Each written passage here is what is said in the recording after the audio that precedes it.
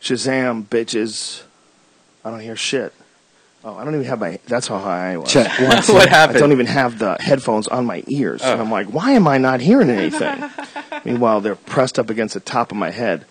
What the fuck, dude? Really? After all these years, that's how you're rolling it? And when Eddie Bravo is here, that's embarrassing. When you do like some serious stoner shit and everybody knows you're a stoner, you're like, God damn it. Yeah. Fucked up one for the cause. Yeah. That happens a lot. This Joe Rogan Experience is brought to you by, this episode's brought to you by Audible.com.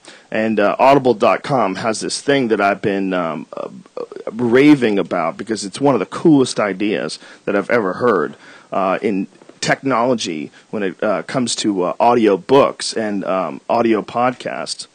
What they've done is they've created something that's an app for the Kindle Fire, and it really is worth getting it just for this. It's an amazing application. What it does is it allows you, if you're a book reader, I have a Kindle, and I also have a Nook, and they're both great. But the difference between this Kindle Fire thing is you can be reading the book, and when you're going to bed at night, you can shut it off, and it will sync with your smartphone, and then when you get in your car, you hear the audio version of the book. It's fucking incredible, and it's done by professional actors. So it's like a really good audio companion book to the original book that you can either read it or listen to it, which is fucking brilliant. I think that's like one of the coolest inventions I've ever heard of. I got a question, though. Yeah, go ahead. If you listen to a lot of books, you know what I mean? Yeah. Can you still say you read a lot? That's a good question. Yes. That's a very good question. Yes. Yeah, I don't know if you can. Good bitch, you don't read, you listen to it. Yeah. You listen to a lot of books. I think it's close. It's close, but it's probably not the same. There's probably something involved in actually reading the words yourself. Yeah, it called seems more math. prestigious, right? That What's you that? actually read it yourself. Yeah. Why is that more prestigious? That's Because it's bullshit. boring. That's It's bullshit. boring. Yeah, I don't know. I definitely think there's something for reading as opposed to watching TV. Like, I find that people who read more than they watch TV, generally they have more interesting shit to talk about. Yeah, They're a like little they smarter. trust a type on like letters and sentences on paper more than like visual evidence. It's kind of weird. Like, I read it. It means more because someone typed it out. Like, people don't lie and fuck up reports and fuck up all these different studies. Oh, I thought we were talking about books. Oh shit! I'm sorry. What are you talking No, about? but I'm standing up for the people that listen to books because I think I'm going to get into listening books. I don't have time to read goddamn books, man. I don't have time. I'm busy. There's a lot of shit you can listen to at Audible.com. You can listen to lectures and stand-up comedy Podcasts? and podcasts. They have everything. What's the matter? Oh. I thought you said something. Anyway, Kindle is an awesome tool, and this Whisper Sync that links up with Audible.com is just brilliant. It's just unbelievable. It's such a great application. Audible.com is offering, if you go to audible.com/Joe, you can get one free audio book and 30 days free of service from Audible. It's really an excellent service and a big supporter of podcasts. We're also brought to you by Onnit.com. If you haven't been to Onnit in a while, and we used to just sell vitamins and nutrients, which we still do, but we sell a lot of other cool shit too. What we started doing is just all the shit that we find out about that's really good, we just start selling it, like blenders. Like, I would always talk about kale shakes because I drink them every morning. It's one of the best things I've ever done as far as like health to give me energy. I feel fucking great when I have these big kale shakes and just filled with nutrients and vitamins. It just really feels good. Like, I feel physically better. It's no doubt about it.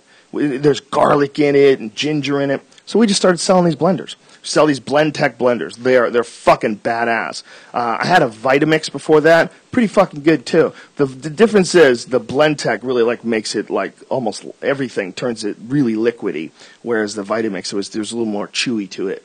But either way, both of them are great. We sell the BlendTechs. We also sell kettlebells now and battle ropes. Kettlebells and battle ropes. Have you ever seen Battle rapes? Battle rapes?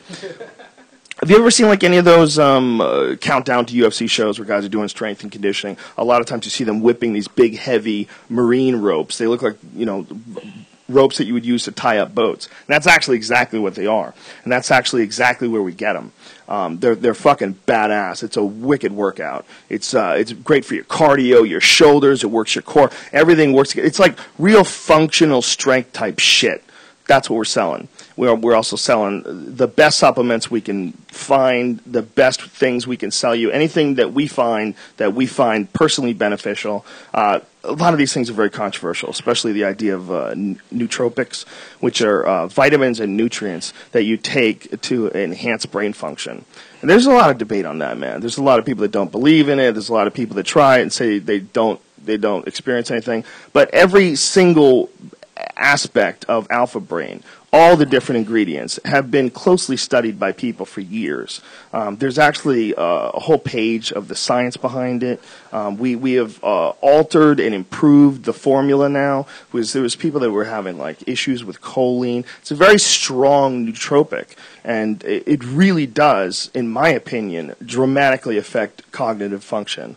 I think that you just need a certain amount of nutrients to get shit done, and they have isolated the best nutrients for optimum use of the mind. And it's very controversial, and because of that, we offer 30 pills, the first 30 pills you order with any of the supplements, you get a 100% money-back guarantee. You don't even have to return the product. The reason behind that is twofold. One, because nobody's trying to rip you off. If I didn't believe in this shit, as Eddie Bravo yawns, damn, I'm doing like one of my best commercials ever, and you yawn. Dude, all your commercials are dope. They're all good. They all suck. But we got to get through them, folks. Go get some Alpha Brain. That's the point. You get your money back. You don't even have to return the product. And you know what? I take that shit. I take Alpha Brain and Shroom Tech. As a matter of fact, I'm out. I need some more. I got some right here. Go in that room. Cool, There's a whole box of I take it every day. I believe it works, man. I know you wouldn't.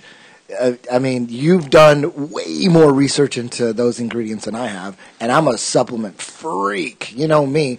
I'm way into vitamins and shit. I take more vitamins and minerals than most people I know.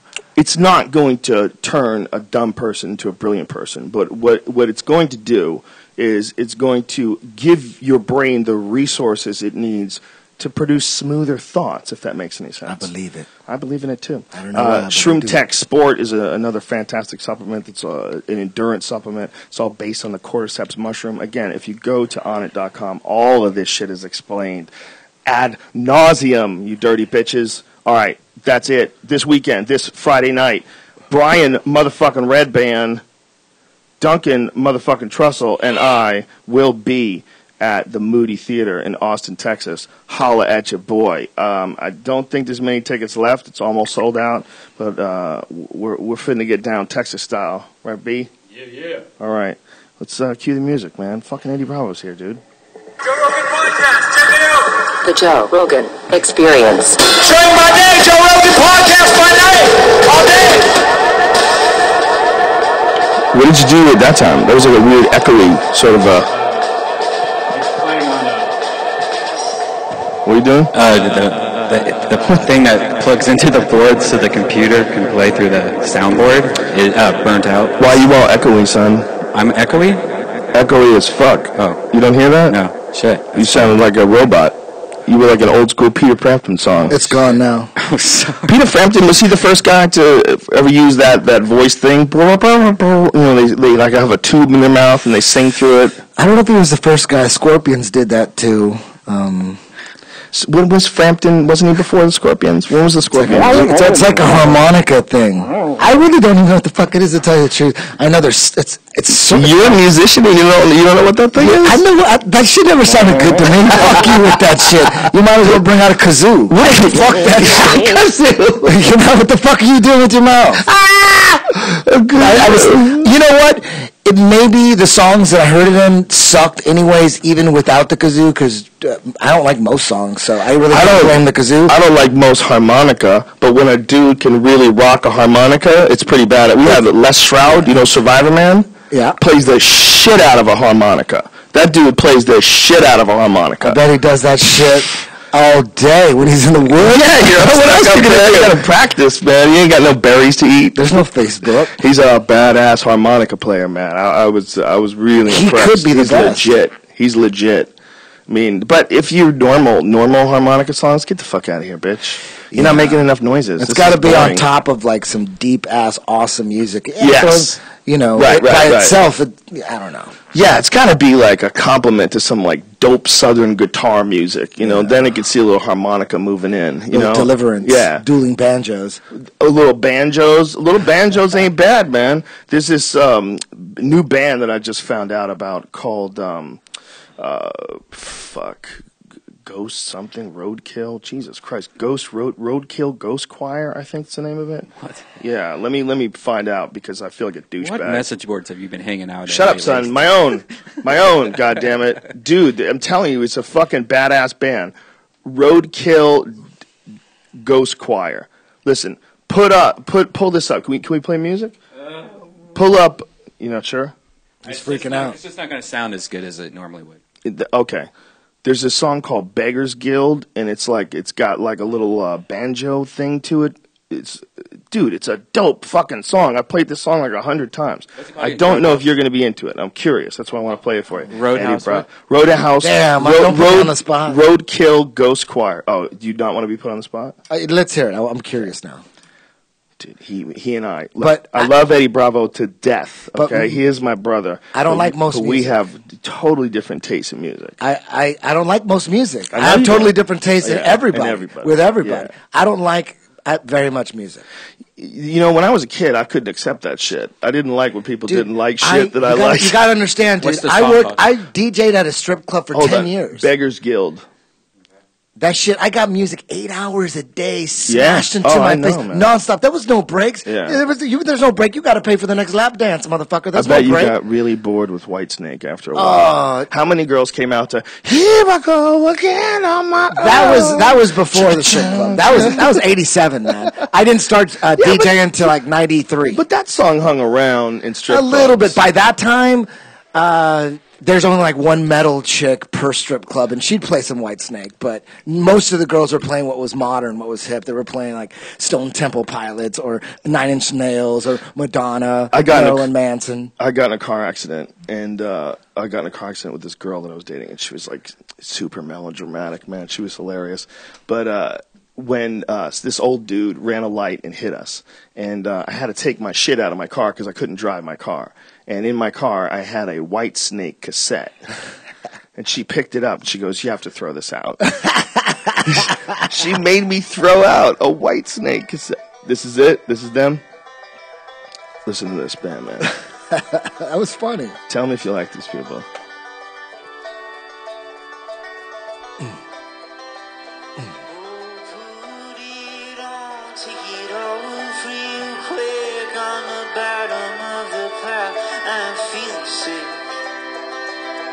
Never crossed my mind that my baby lied in order to keep me in the beggar's guild.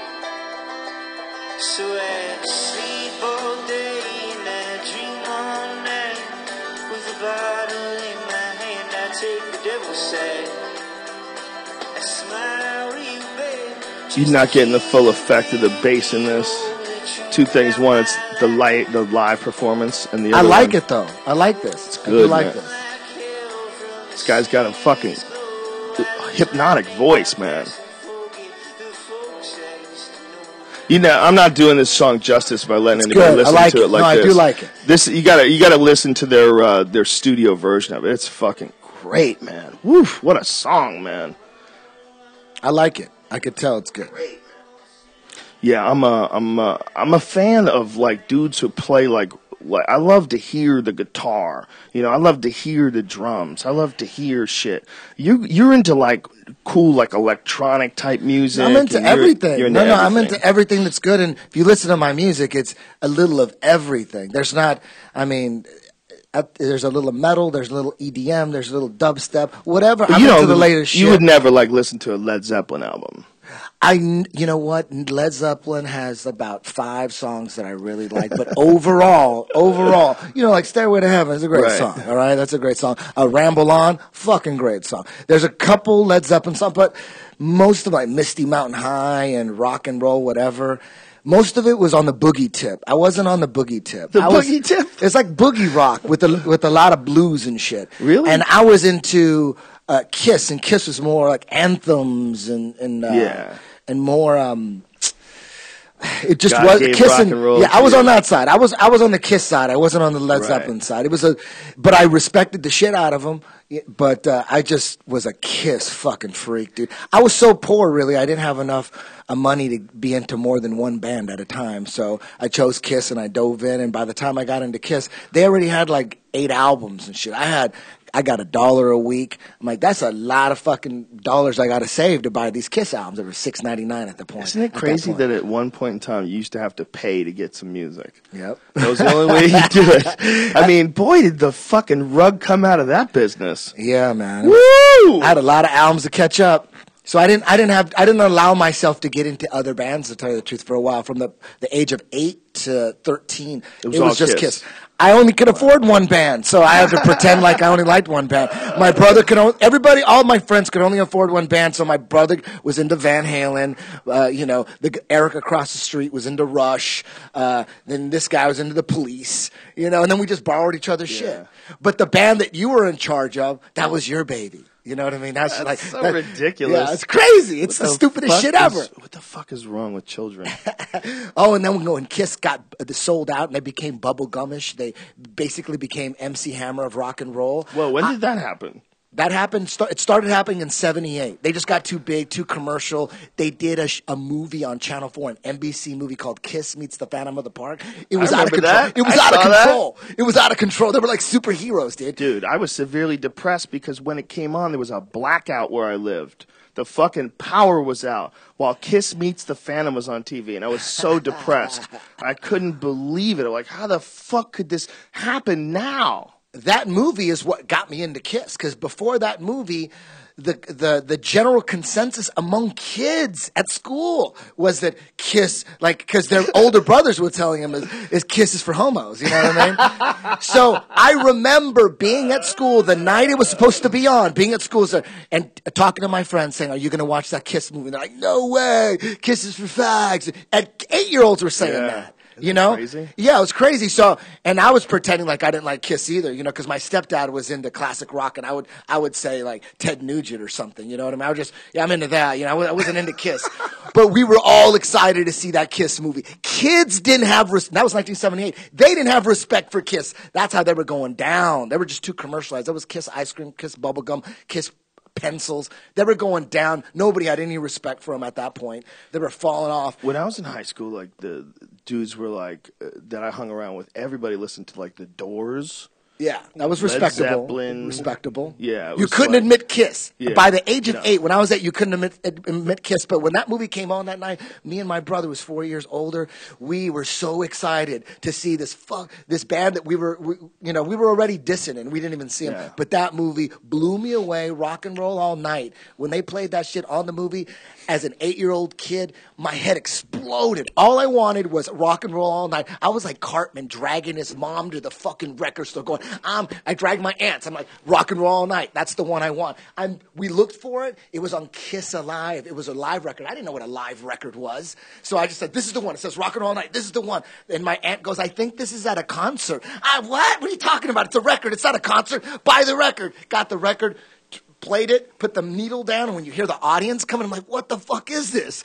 It's a concert. I was like, I didn't know what a live record was. I didn't understand. I got Kiss Alive 2 and Kiss Alive 3. I got Kiss Alive 1. That was my first album, my first Kiss record, and that crushed me. That album destroyed Strutter, Deuce. Was it 3? Got to choose. Was it 3 Kiss Alives? Yeah, but by Kiss Alive 3, that was like already in the 90s, dude, when everything was dead. Kiss Alive 3 was shit. I picked up with, there's eras of Kiss before me that I didn't get into. I never got into like the really early shit. I came in around Detroit Rock City. I came in That's when pretty they were early, on the cover. When they were on the cover of Double Platinum, no, not Double Platinum. What was Destroyer. the one? Destroyer. That was the first album That's after when their they live came album. in. The first 3 albums were like failures.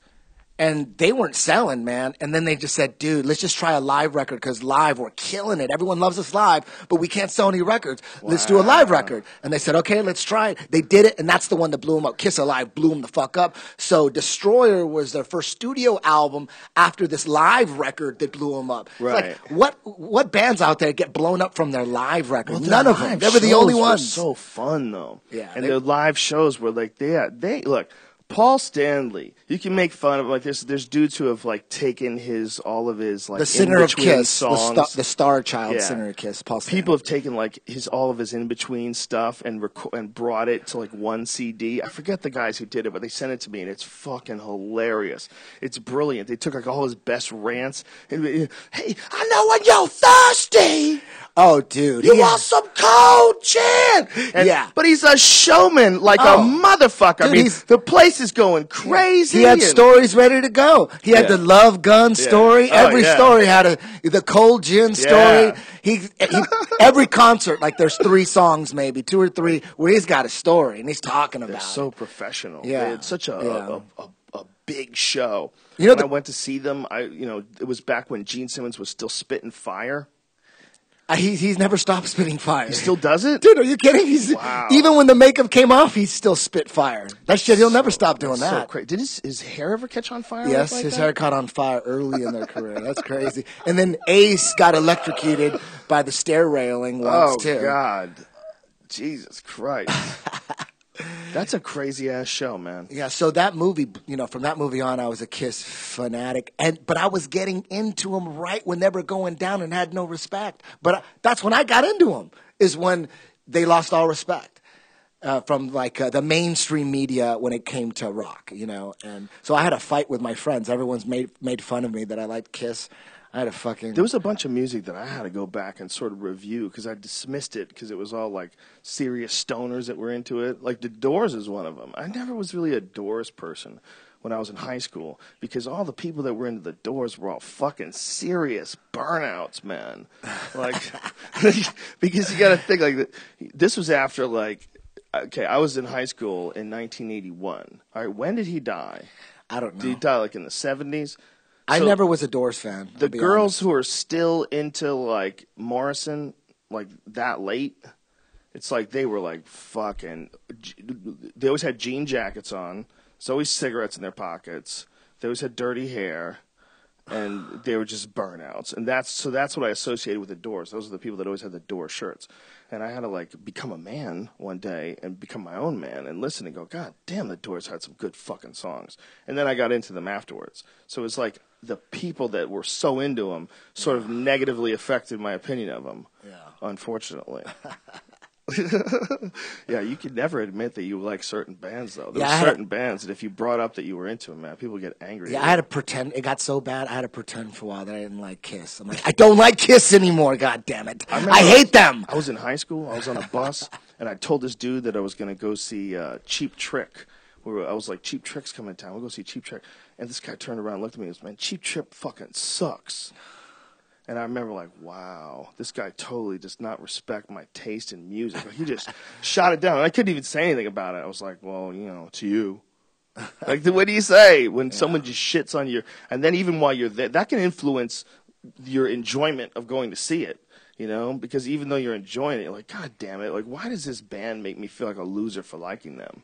Yeah, with the thing about Kiss, though, that no one has ever done with Kiss.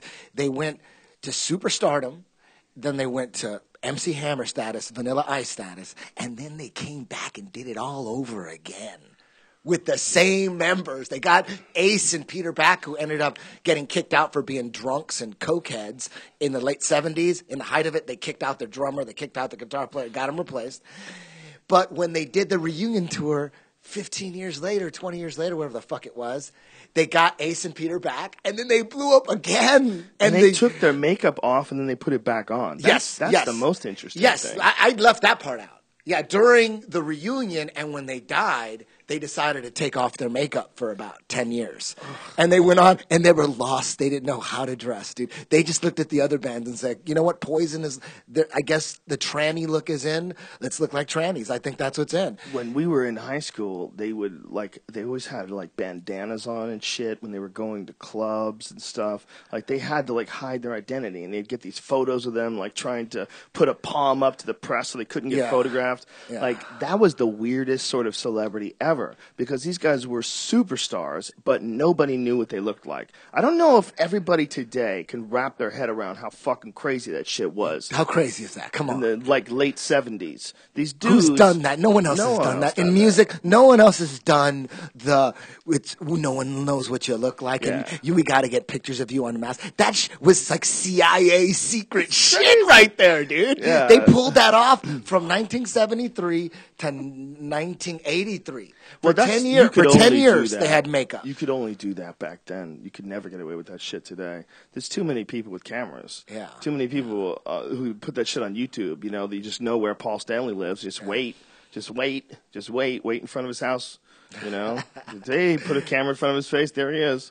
And then when they did it again, when they blew up again, Ace and Peter got kicked out again for the same shit. Did they really? Yeah, they got kicked out again. What happened? They just got started going they're just off. drunks, dude. They're drunks, and I think Peter was just too old and he couldn't even play anymore. And they're like, damn, really? you know, because Paul Stanley is in like marathon shape. He's always been a workout health freak. Like his body is like an very athletic, and he's like 60 something now, 65. Wow. And Gene Simmons is not in the best shape, but live he gives he loves being on stage so much that every night Gene Simmons gives it 110%. Every night he's on fire, dude.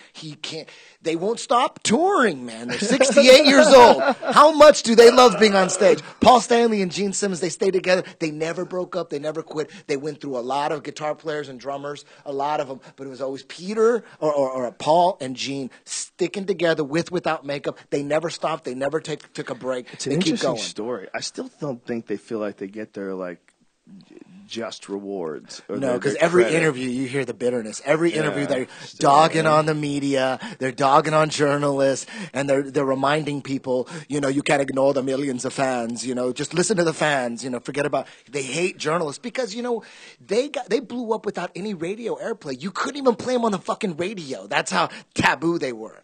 That's such a They weird did thing. it without radio airplay. But why wouldn't the radio recognize how many people were coming to see their concerts and buying their albums and just play their shit? It doesn't make any sense. Like what? They're like, we're not going to allow these goofy clowns to just. You can't look like a clown and make rock and roll music. They were just not allowing them. That's so weird. They weren't allowing it. That must have been an incredibly tough time to be an artist. To have to deal like only with record companies and only with radio stations. That's just a couple of decades ago. Like what a weird world we live in today where people get fame through electronic means. Like how many people like that DJ Tiesto, is that his name? Yeah. How many people have heard his shit because it's been online? Or Dead Mouse or any of these people? Those guys could become famous just by virtue of their product and it's spreading virally. Yeah. That's what a shit time it must have been when that couldn't happen. Yeah. When you had to deal with all these assholes that wouldn't play you on the radio. And like, what do you have to do? How do you get played on the radio? What do you have to do? Would anybody play them? It's not, it was very rare that you heard a Kiss song on the radio when I was in high school. You would not. They would not. They played "I Was Made for Loving You" a little bit. They did play "Beth" a little bit. That was the disco era. They went a little disco with "I Was Made they for said Loving fuck You." it. They thought disco's song. the new thing and it's going to be the future. So Yeah. Kiss. They made a decision. Paul and Gene are businessmen. They go with the trends. Yeah. And sometimes it's obvious that you're going to go really heavy on this album. Why? Because everyone dogged you that you went too commercial and disco. Oh, let's see. Like the careers in the toilet, they got to come back heavy. That's what they did in Creatures of the Night. Their career is just fucking insane. It's a crazy life to be a musician, man. To make noises that people like to listen to. That's what you do. You put together words and you make noise with your mouth and with some musical instruments. You're a professional noisemaker. What a crazy thing that is. The beauty of music is so misunderstood. It's so hard for us to wrap our heads around what the fuck is really happening when you're listening to a song, because something happens to you. Like a good song does fire you up and make you feel good. It gives you a charge. There's certain times when you're in your car and it's just the right song for the right moment, and you're like, God damn, this feels good. And that's generally the way I feel that what you're describing is when I'm driving to go teach class. When I'm driving to teach class, I just took my glaucoma medication, and then I find just the best song that I like, a song that I could put on repeat, and I crank it really loud, and I'm thinking about training jiu-jitsu. I'm like, I'm driving, I'm going to go train some jiu-jitsu, and all my boys that I love are going to be right there, and we're all going to work together. And when I get in that zone and I'm listening to an amazing song, it's it really is like a meditative state, like a waking meditative state where you're like, you feel connected to the universe, man. It's hard to explain. Especially while under the influence of glaucoma medication. Yes. Especially if the best song. If you got crazy and ate some. Yeah, and you got some love that you're driving to, and you got just people just driving from San Diego, people driving from Costa Mesa just to train. That's when I think about that and how amazing that is, man, and how much love I'm gonna have at my gym, man. When I'm there, it's amazing, man. I love being there every night. Songs have this weird effect on people, man. I wonder if it can be measured, like the good feeling that you get when you hear a badass fucking song. Like for me, it's like, I know this song gets worn out for a lot of people, but for me, the first few chords of Sweet Home Alabama, I always go, fuck yeah. Like, I love that goddamn song. I don't give a fuck if they overplay that stupid song. You can overplay that shit forever. Yeah. That still is like one of my all-time favorite songs. So if I'm in the car and it's a nice day and that song comes on, I'm like, oh, shit. I'll turn that shit up right when he says to. Turn it up. Boom, boom, boom, boom, boom. It's just, there's that feeling, though. I wonder if it could be measured. I wonder if you could put, electrodes on your head and find out what's firing up when you really love to hear a good song. They should do that. They should get people high and make them listen to awesome music. And just find out what happened. And then in between that awesome music, throw in some bullshit, some really whack-ass, terrible fucking music, some, really bad Christian rock or something, something just terrible. Did you read that? There was something on Twitter about some research done on freestyle rappers, and they studied the brain. Yeah, I did. But I saw it, but I didn't watch it or read it. Yeah. So I saw it as a headline, but I didn't. There's a study, and they studied freestyle rappers, and they put some electrodes on their brain. I'm not sure how it really worked, but as they had them freestyle some stuff, and then I think they had them say some lyrics that they knew before, and see the difference in how the brain works when you're freestyling and how the brain works when you're just repeating stuff. Something like that. I could be wrong, but the overall result of that was that freestyle rappers are quicker thinkers. I mean, obviously, obvious stuff. Their brain is working faster than normal people.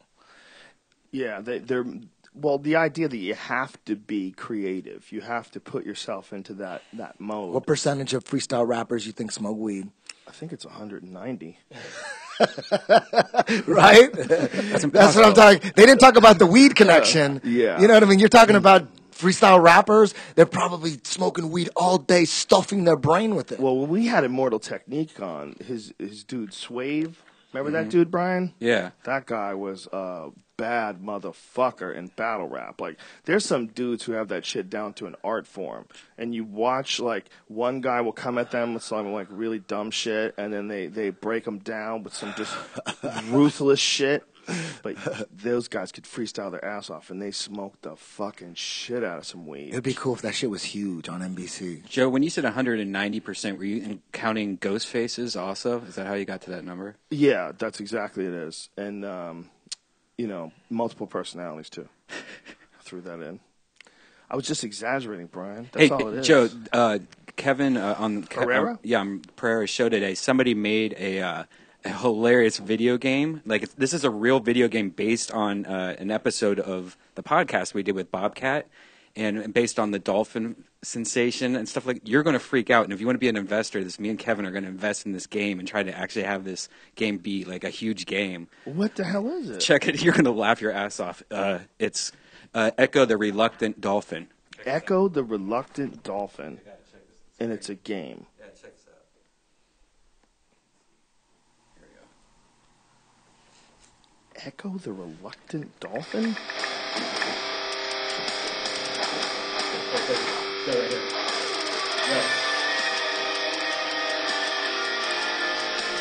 I'm watching on the screen here. It's a dolphin with a huge boner, and on the bottom right you can see it says frothy loads. And you go around shooting piss on everyone and fucking people in the ass. What? And then you also have a cum meter. Oh my god. Yes, This is loads. and then here's This is ridiculous. Here's the logo for our podcast, Pointless, with Kevin Pereira. And those are Jesus's. So you're this dolphin shooting cum and piss on people, and then Jesus comes out and tries to fuck you up. What? And then he's shooting cum at you, and you're fucking more. There's Kevin Pereira getting fucked in the ass. God. Wow. Please stop this before we go to jail. That dolphin's Look, in she's walking prison. funny because she just got fucked. I just had deja vu that dolphin was in prison. And then Jesus is all fucked up. There's something wrong with my brain, Who folks. designed that? There's something wrong with my brain. Who designed that? His name is hold on. That's incredible. Yeah.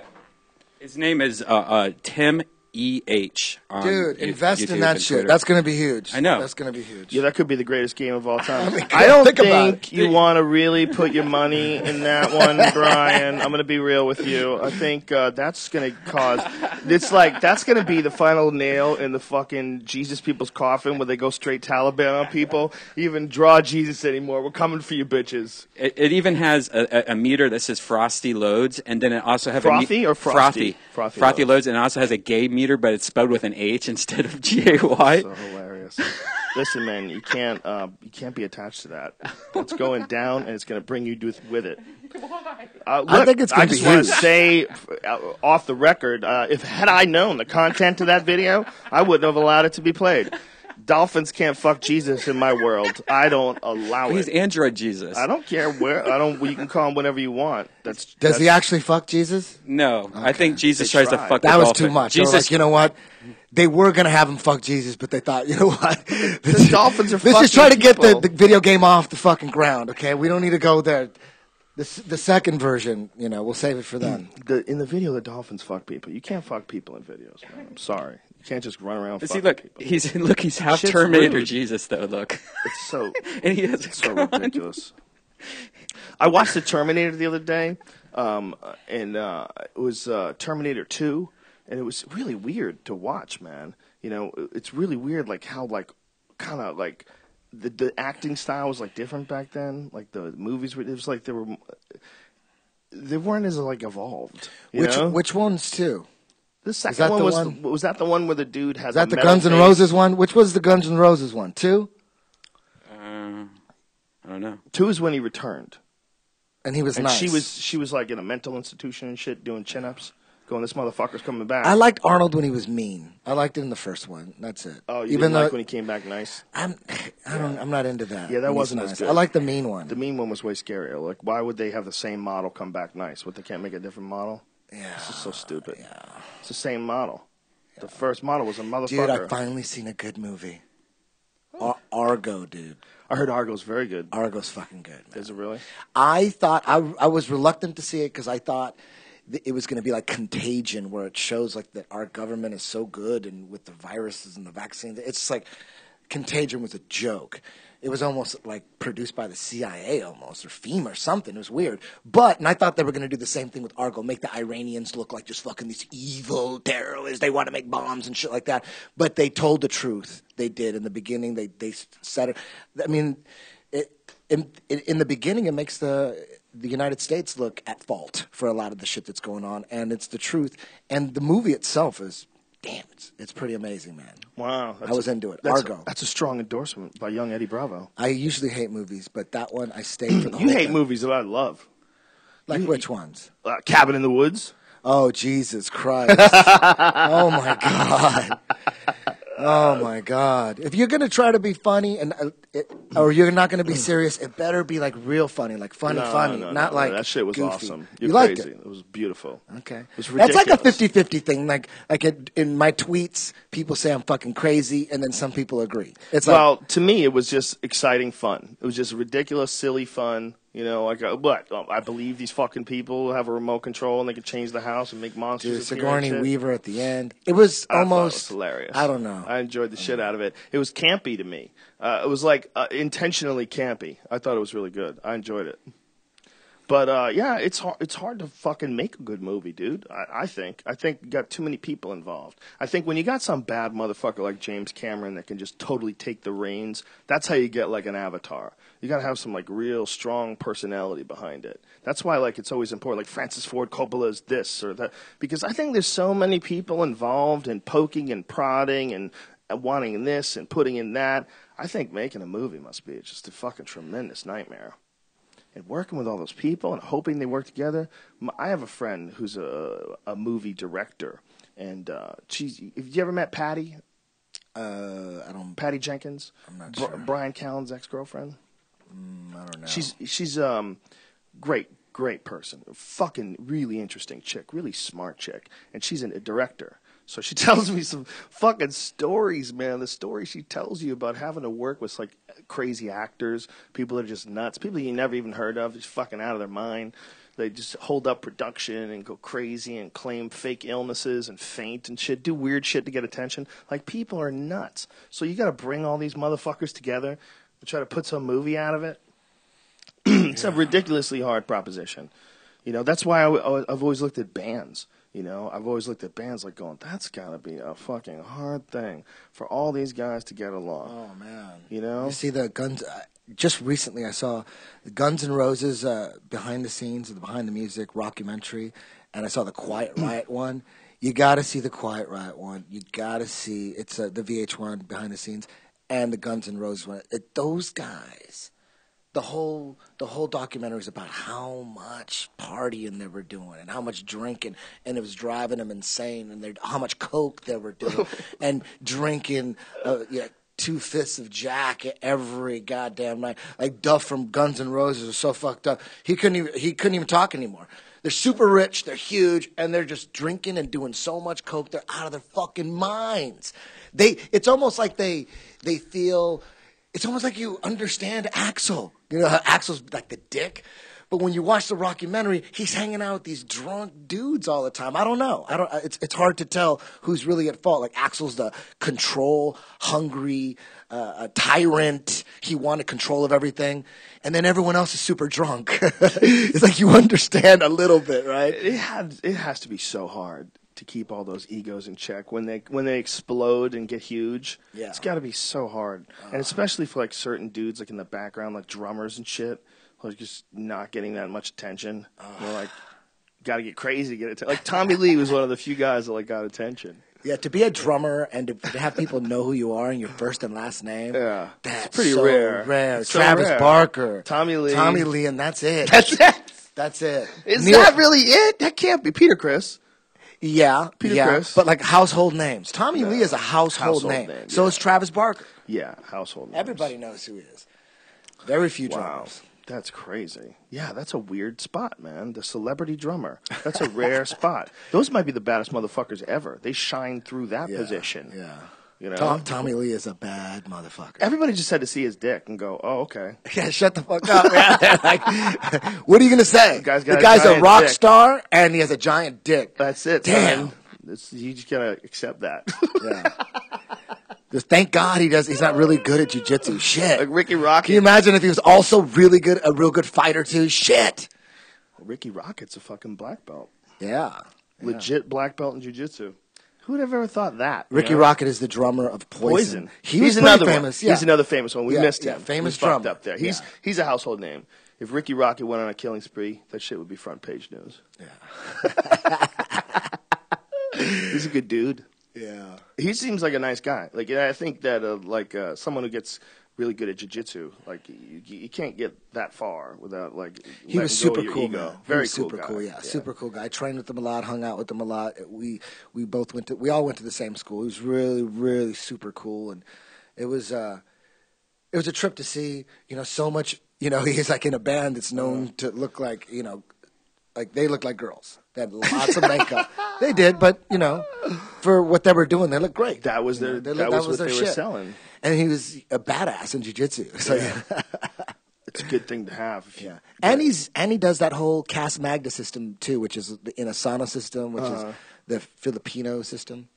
He's really good at that. He's really into weapons. Oh, that's like Kali and all that stuff. Yeah, he's really good Eskrima. at that. Yeah, he loves stick fighting, knife fighting, all that shit. That shit's ridiculous. Yeah, you don't fuck with the drummer from Poison, no matter how much makeup he's wearing, because they're back on tour. He's gonna be wearing all that makeup. Just don't call him a homo.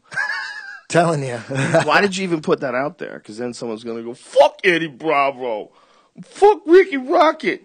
There's certain dudes that you meet, and they're the funniest. The funniest conversations I ever have with clueless folks are the people that tell me that if they fought MMA, they would never lose because it's just their mentality. Because of my mentality. But how many times have you talked to that guy? That guy, there's many of those guys out there, and you drift into them like icebergs. Yeah. Like you'd be backstage at a UFC, and you don't even realize you're talking to a crazy person until they say something like that. Like, these guys are all tough and everything, but I'll tell you, my mentality, I can't lose. My mentality. What the fuck? Yeah, you know what, man? Guys like me don't get in there. That's the difference. Guys like me, with my mentality, they get in there, they never stop. The referee couldn't pull me off. Okay? Yeah. I usually get the guys that say that, they don't do MMA, they don't train, but if anything went down, they would kick them in the knee. And I'm like, really, how often are you practicing this kick? How many days a week? How long? Yeah. I mean, if he was actually 3 days a week, was sitting in front of a bag and just kicking to the knee 45 minutes a day, 3 days a week, I might believe he's on to something. Like, damn, maybe he's got this crazy kick to the knee. If you didn't know how to fight, and you ran into some Muay Thai guy, and for whatever reason, he just decided to only kick your legs out from under you and just kick your legs until you're done. Like, that could be possible. Yeah. That's possible. That's a guy who's really good at that could do that. Yeah. But the knee kick, man, come on, son. Come on, son. And they believe it. They believe you're it. They're wind like, dude, up with that shit. I'm going to see that coming. You know how weak the knee is, bruh? It takes 10 pounds of pressure. Yeah, they always have like the statistics. And it just snaps, bruh. There's certain statistics. That's one of them. The other one is you only use 10% of your brain, bro.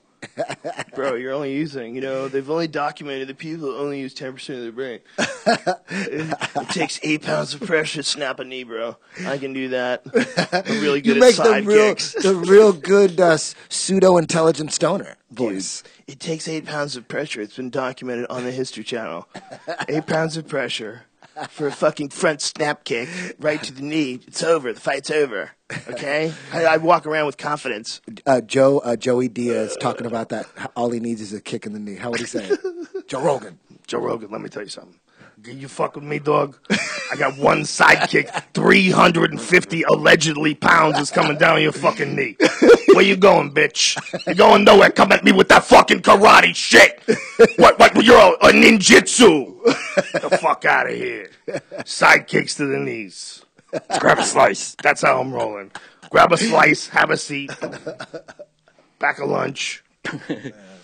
That needs to happen. A Joey Diaz cartoon with Joe Rogan doing the voice. No, that's got to happen. Joey Diaz do his own voice. Why would you have me doing him? Mine is a poor substitute for the actual man himself. It's just funny because it's close. Because I've been around him You so long. sound just like him. You say it's like you get into his soul. Like you're saying the shit he would actually say. That's what's funny is you're doing him. You're actually doing him. Well, I know Joey probably as much as Joey knows Joey. How important is it to have people like that in your life, man? If you find yourself a Joey Diaz, you better be nice to that guy. Provide you with entertainment constantly. Yeah. Brian Callen, when we went hunting together, dude, I had a comedy show for 5 days. That's what I had. I took Brian fucking Callen. It was like the perfect move. I turned like this boring ass camping trip where it's 10 degrees out into a constant comedy show where Callen was talking about how he likes to fuck guys. This is what I'm doing. I'm holding you, okay? And as I'm holding you, I'm licking your ear, and he would just come up with all these crazy things, and we would just be. it was one of those jokes where it's the same joke over and over again. It's all about fucking guys, holding guys down and fucking guys. But it starts off really funny and ridiculous, and then you wonder, how long can this fucking guy keep this up? And then 5 days in, you're still laughing at these same gay jokes. It's just him talking about holding guys down and fucking them. And it's like he has no shame and no limit to this. He could just keep going. He just keeps going. So it was literally like a 5-day comedy show. It was the most I've ever laughed while freezing my dick off, sleeping outdoors. It was a perfect experience. Plus, he's just a fucking awesome guy. And Callan's one of those guys that doesn't complain. Like, he'll just go do what needs to be done. Like, we had to go hiking and shit. He just goes hiking. If Joey Diaz went on the trip with you, what would he say? Joe Rogan, there's a fucking Vaughn's 2 miles away from my house. I'll call them in advance. They'll get me antelope. You want to take me up to the fucking Badlands of Montana? Suck my dick, okay? A deer never did nothing to me. God wanted us to be eating deer that'd be in the fucking store. You'd be able to go to the fucking store and buy a fucking deer cheeseburger or whatever. These fucking guys with your Grey Poupon on your fucking deer burger. Get the fuck out of here. Get yourself a nice slice. It's 2 points. And a regular Coke. Don't even fuck with that diet. You don't know. You don't want that type of cancer. You don't want that type of cancer. Smell my finger. Isn't it crazy that we've gotten so fucking stupid as a society that your product can advertise that you have real sugar and it's a good thing? How retarded are we? They're putting that on billboards. Well, that's because corn made syrup. with real sugar. People are finding out how hard it is for your body to process corn syrup. Yeah, but sugar is corn is the motherfucker, man. Corn is. We're brought up to you ever watch that King Corn documentary? I think I have. I've watched one or two. It's crazy how much money there is in growing corn, man. Money and using corn and all sorts of different food items. And there's a lot of like good uses for corn. First of all, it tastes good. Corn on the cob is delicious. You know, little corn tortillas makes for some nice tacos. But the reality is that shit's not good for your body. Especially like in corn syrup form. Yeah. And that shit's everywhere. It's so bad that they're advertising. Look, we're using sugar after all. Wasn't sugar like wasn't it sugar free as good before? Well, you know, you're only supposed to get sugar when it's attached to food. You know, the idea of extracting sugar and then taking pure sugar, like that's not ever supposed to happen. It doesn't exist in nature. We're just so fucked up, man. We have to dabble with everything and extract things and give you concentrated doses. That's where cocaine came from. Yeah. I mean, if you eat the coca leaves, it's apparently very healthy. Like if the people that chew those leaves, like those herders, those high altitude herders. Why is it only grown in Colombia? I don't know. Why is it? Are there other countries growing coke? It seems like it's only Colombia. Bolivia. Yeah. I think there's quite a few places that can grow it, but I think it's a climate thing. But that doesn't make sense to me because then why can't people grow it in greenhouses? And you never hear about cocaine busts where they bust them with cocoa plants. You know, so I don't know. I'm not a botanist. I don't understand what the fuck's wrong. But it seems like it doesn't make any sense that you have to get it all from South America unless it's the only place where it grows. That's the only thing that makes sense to me. And I remember there was some controversy about the Egyptian mummies. So one of the coolest things they found was evidence of cocaine on one of the mummies when they did this like real thorough analysis of it. And that could be one of two things. It means either someone had made it all the way to South America and brought back cocaine. That is one possibility. Or that someone from South America got in a boat and came all the way to Egypt and sold them cocaine. Or it was some kind of a false positive because there was some other substance that could mirror that. When you're dealing with, someone who's been dead for 5,000 fucking years, I'm sure there's a lot of guesswork involved in the analysis of it. But they were thinking that maybe the Egyptian had got a hold of some 8 balls. Or maybe the archaeologist is a cokehead and like accidentally spilt some coke on his shit. Like, dude, Egyptians. He's like, no, it's the Egyptians. He's like, no, it's not mine. It's on the fucking, it's the mummy. He did it. So he had to roll with it. That's not outside the realm of possibility. If you were an He Egyptologist, didn't have a choice. You get tired using that brush all day, and you need a little pick-me-up. You know, you say, look, I'm just going to do this coke this one time. I'm just going to get really juiced Dude, up. you got to be a cokehead to be an archaeologist. Like fucking combing rocks with a toothbrush. Dude, I'd be doing bath salts. Cokeheads would forget what they were doing. What the fuck was I doing? What the fuck was I doing? They would forget what they were doing. And they would try to start different new businesses while they were cleaning it up. They'd be like, dude, I got this amazing idea. And they would try to bring you in. You're like my brother. I mean, even though we just met, you're like my brother. I want you to come in on this idea with me, man. Let's do it. Let's do it. Fuck archaeology, man. Let's make a boat. Let's make our own boat. Archaeologists they use their archaeology sometimes to get chicks. Like to say, I'm going to go to Egypt. You want to come with me and help me out? Okay. I bet they would if they were Bring like, your fucking toothbrushes. if they were like academic chicks, you know, like Totally. Yeah, that's like a romantic thing. Like a guy who's like a published author and Egyptologist, and he invites you to a dig. Like, oh my god, How much pussy do you think is he gonna be Giorgio's getting? digging me? Oh, Giorgio's a handsome bastard. He's probably crushing it. I would not want to speculate because I don't know the man's personal situation. Oh, but that's I would right. say that if he wanted to, Yeah. Giorgio Tsoukalos, a smooth talking motherfucker. Everyone makes fun of his hair. He knows what he's doing. He knows what he's doing. He said the bitches are going to remember this hair. It was funny, man. He got upset at me when I retweeted the thing about ancient aliens debunked. You know, he was upset. I'm like, look, this is how I looked at it. You cannot be upset when someone points out mistakes. You can't shoot the messenger. And he was like, I didn't know you supported Christians. You know, the guy's a fundamentalist Christian. And I was like, okay, look, man, I like you a lot. And I like the whole subject of aliens a lot. But that guy who made that video pointed out a lot of shit that was inaccurate. And that's important. It's important to get shit accurate. It's important to not make speculations based on faulty evidence. And when you got a television show, you have a certain amount of responsibility. So, in my opinion, instead of being upset at that guy, he should have been upset that they put something out that was inaccurate. But that doesn't discount the possibility that we could have been visited by ancient aliens. That's where everybody wants to take one camp or another. And this debunker guy, he's like convinced. I used to believe that too, but now I think it's been thoroughly debunked. Yeah. Nothing's been debunked. Yeah. There's one monkey, okay, that looks way different from all the other monkeys. Yeah. And the only thing that we resemble is dogs. In that we are completely different looking, but we can breed with each other. Like Shaquille O'Neal could mate with Miley Cyrus. I mean, they don't even look like they're remotely the same species. You know, Shaquille O'Neal is 7 foot, whatever the fuck he is. Miley Cyrus is not a good example. Like, give me a really pale white girl who's tiny. Anyone. Bjork. Okay. Rosie O'Donnell. Yeah, Shaquille O'Neal could fuck Bjork.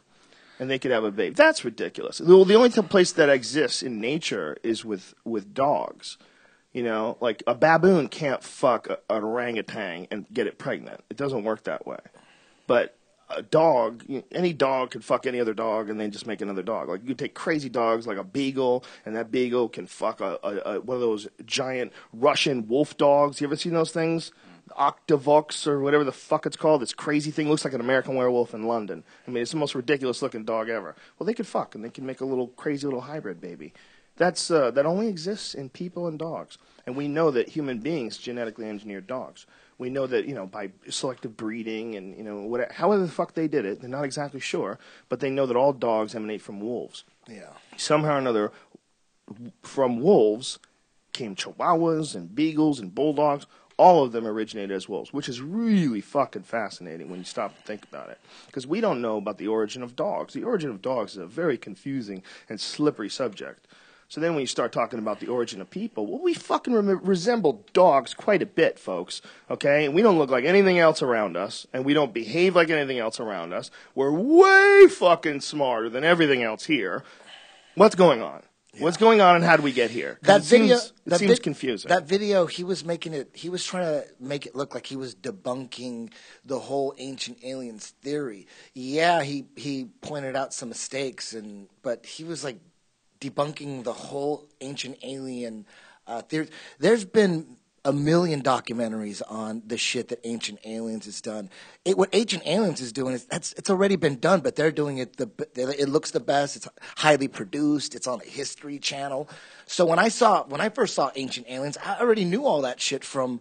I didn't know everything. I learned a lot from Ancient Aliens, but the subjects were like all the stuff from Zachariah Sitchin. Me and Joe were both into Zachariah Sitchin. So to see it on a major television network was awesome. Whether they get a date here or pounds off or whatever, that's on the TV show. It's not on the theory.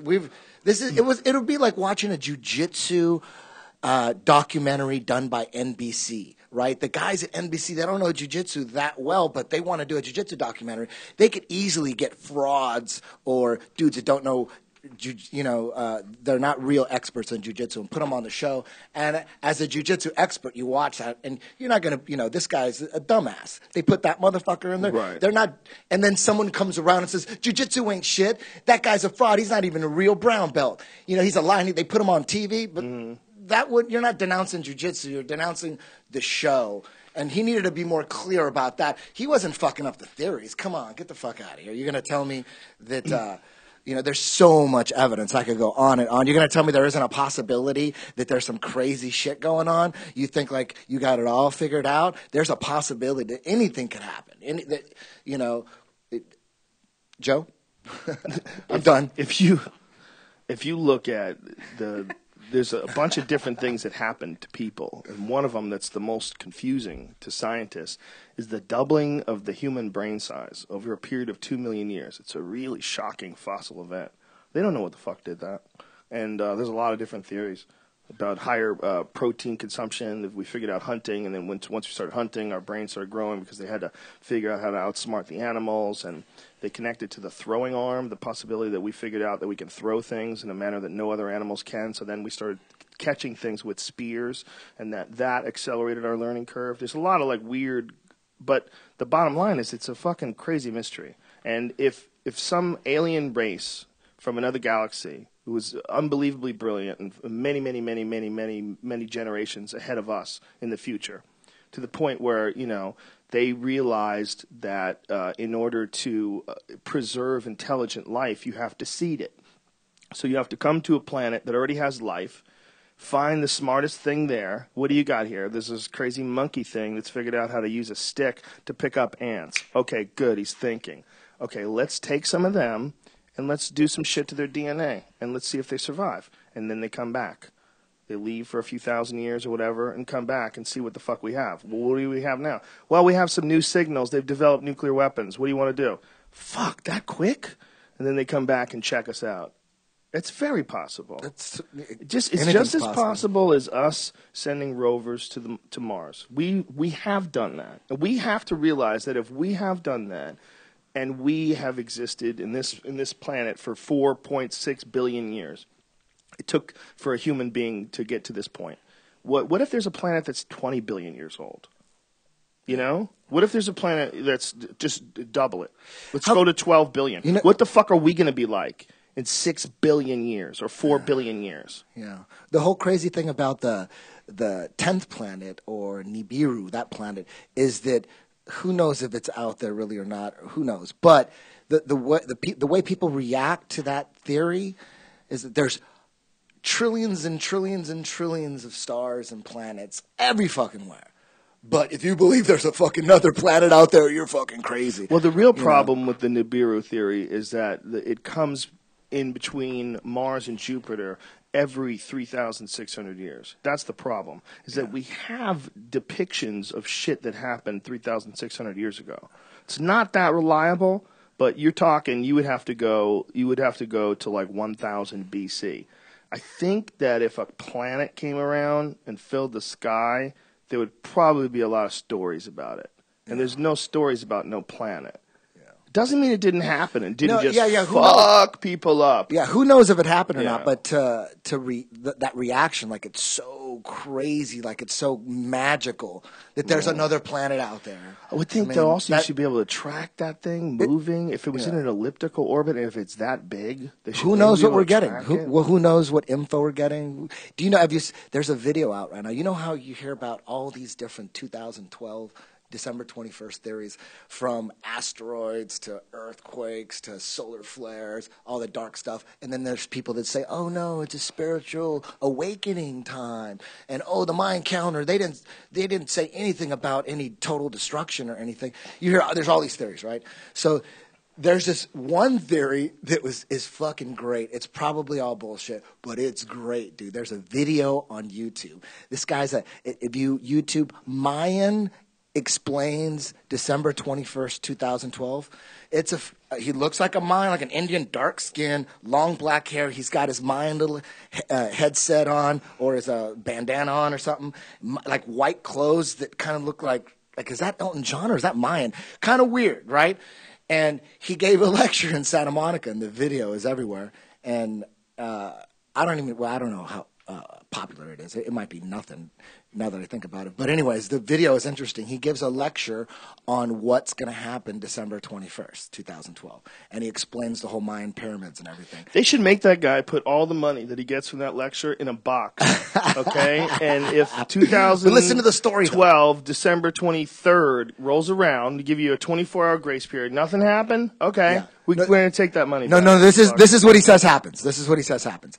He comes out and he says, first of all, is this the guy? Yeah, I don't know. Pues a todos los hermanos donde llega este mensaje que estoy hablando con ustedes. To all my brothers and sisters who listen to this message. It's Mine Explains. The dude's probably just hustling. Why is this so interesting? No, the story. Oh, here. The story is badass. This one? The story is badass? Oh, no, the third one. That's it right there. Right? That one right there. That guy. What is it? Are you actually going to hear it? En estos tiempos, So now in these times, hay algo que me preocupó mucho. there's something that really bothers me.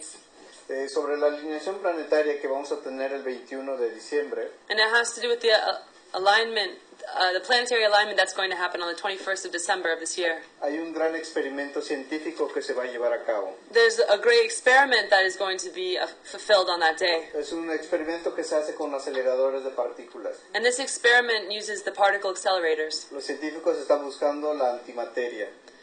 Scientists are looking for the antimatter. ¿Sí? Entonces quieren aprovechar esta alineación planetaria. And so they want to use this planetary alignment para generar una vibración muy alta. to generate a very high vibration. Es un experimento que se llama protón-protón. Proton. Doble protón. Okay. It's called the proton-proton. ¿Sí? Es un protón que se genera con máquinas muy grandes. It's a proton that's generated with very large machines. Son dos partículas que hacen girar en sentido contrario. And they're two particles that revolve in opposite directions. All right, stop now. Stop now. Okay, this is what he gets to. I was going to really listen to him, except he's full of shit and he has a sleeveless shirt on. Those are two things I don't like. No, but this is what he says. He says what's happening on 2012, 21st. You don't want to know? Why? He sucks. This guy's just a bullshit artist. Okay. What's he gonna say? I'm just saying it's a cool story. Oh, okay. It's a cool story. Let's just keep it going then. No, forget it. You don't want to No, hear it's it? okay. Forget it. Well, he's just some crazy guy with a fucking bullshit story. I found turd. Those guys are annoying. Kilometers. Listen to him. Cuando chocan, When they come together, estas partículas sueltan a los protones when they collide, they let go and they release all of these protons por el impacto. for the impact. Y estos protones And these protons, los estimulan a dar otra vuelta en estas máquinas they stimulate another round in the machine y golpean la Tierra. and they hit the earth. Al momento de golpear la Tierra, And when they hit the earth, se forma como una reacción en cadena. they create a chain reaction. Se golpean los protones en dirección al magma. They create a reaction towards the direction of the magma. El magma chocan los protones The magma hits the protons y salen disparados a la Tierra, and hacia el exterior. it shoots out to the exterior of the earth. Lógicamente que cuando salen, And so when they are released, rompen las capas tectónicas, they break the tectonic plates. hacen que se fugue el metano, Metano. el gas, So they ignite the methane gas, y el gas sale de la Tierra. and the gas escapes in the earth. Y en algún momento de la fricción, And one moment of that friction, el gas se incendia, the methane gas catches on fire, ¿sí? Y al momento de salir al exterior, and when it is released into the exterior. He's just talking about what happens with the Large Hadron Collider, the problems that's happening. He's saying there's an experiment, 2012. They're gonna. Yeah, I understand what he's saying. This is stupid. And so that's how hundreds of hectares of forests are burned. About a month Let me ago give it to you in a Chihuahua, nutshell. You could Mexico. stop it. You could stop it. How did you ever get this far? How did you ever get so far and then repeat it and then bring it to us? And what's Will Ferrell doing in it? Is that Will Ferrell? Yeah, see? Yeah. What he's saying is that this is what he's saying. This is what he's saying. Between during the galactic alignment, the reason he's explaining the particle collider is that they're going to do that on the 21st, right when the sun is in the when it passes through the center of the galaxy. He goes for 8 minutes. This is what he says, for 8 minutes, that this is why for 8 minutes we're going to be hit with like energy from the center of the galaxy where we feel enlightened, like we're in a dream. Do you know that Neil deGrasse Tyson says that alignment happens all the time? That's total bullshit. I never knew that. Yeah, he's an astronomer. I would go with him. And what does he say? He says it's bullshit. He says that that alignment happens all the time, and that these people that are talking about this alignment, they're not astronomers. They really don't know what they're saying. That it doesn't happen every 26,000 years? Not according to Neil deGrasse Tyson, and he's a fucking brilliant man. He says that 26,000 year cycle is bullshit. It's nonsense. Really? Yeah, he says it happens all the time. The precession of the equinox is a 26,000 year cycle. You're talking about a completely different thing. The precession of the equinox is the wobble of the Earth, and that is 26,000 years. That's been proven. I thought that here's the center of the galaxy like a disk, and our sun, it rotates like this around it, like that, and it takes 26,000 years to make that loop, and then it goes through the center, and then it goes this way, down, upward, and then it goes through the center. That's what I read, but I could be totally wrong. I don't even know what that means. I'm not really sure I know what that means. You know what I mean? Like the center of the galaxy is a disk. You were doing right? shit with your hands. Well, you know what I'm talking about? Hey, dude, this is not a good place. Confusing the shit out of me. I'm looking over my shoulder. I'm seeing people. Yeah, I don't know if does it work that way. I don't know. That's what I read. That's what or saw on the internet. See, that's the problem. Do you know what I mean? Neil deGrasse Tyson says nothing's going to happen. He says that connection, that's like that shit's there all the time. So the sun passes through the center of the galaxy all the time? Apparently. Is that what he's saying? Apparently the position that it's going to be in, he said it's happened many times. That's what he says. These motherfuckers working on the Large Hadron Collider, though, they are unchecked crazy super geniuses. You know, I mean, I'm not saying that we should stop the program, but I am saying that there's far too people that aren't concerned about the possibilities of what all the crazy shit they're doing. They're absolutely making little black holes. Absolutely. When you create that Higgs boson particle, there's these microscopic black holes that are made that they don't have enough gravity to stay active, so they disappear really quickly. But what the fuck? Like, what kind of a crazy asshole uses a machine with the possibility of making a black hole? Because what's going to happen next? Are they going to be happy with these results and just stop there? What if there's, like, more spectacular energy that can be created, but there's a smaller chance the black hole sticks around a while? Are they going to go? Of course they're going to go for that. They're going to keep doing it. They're going to keep doing it because people are fucking infatuated with figuring out how shit works. And they're going to, things like the Large Hadron Collider, it's just one step in a never-ending process until they get to technology that could end the universe instantly, all at once. It's almost inevitable. If you think about what they're doing now, Large Hadron Collider is a crazy idea. They are they're recreating the conditions millionths of a second after the universe was created.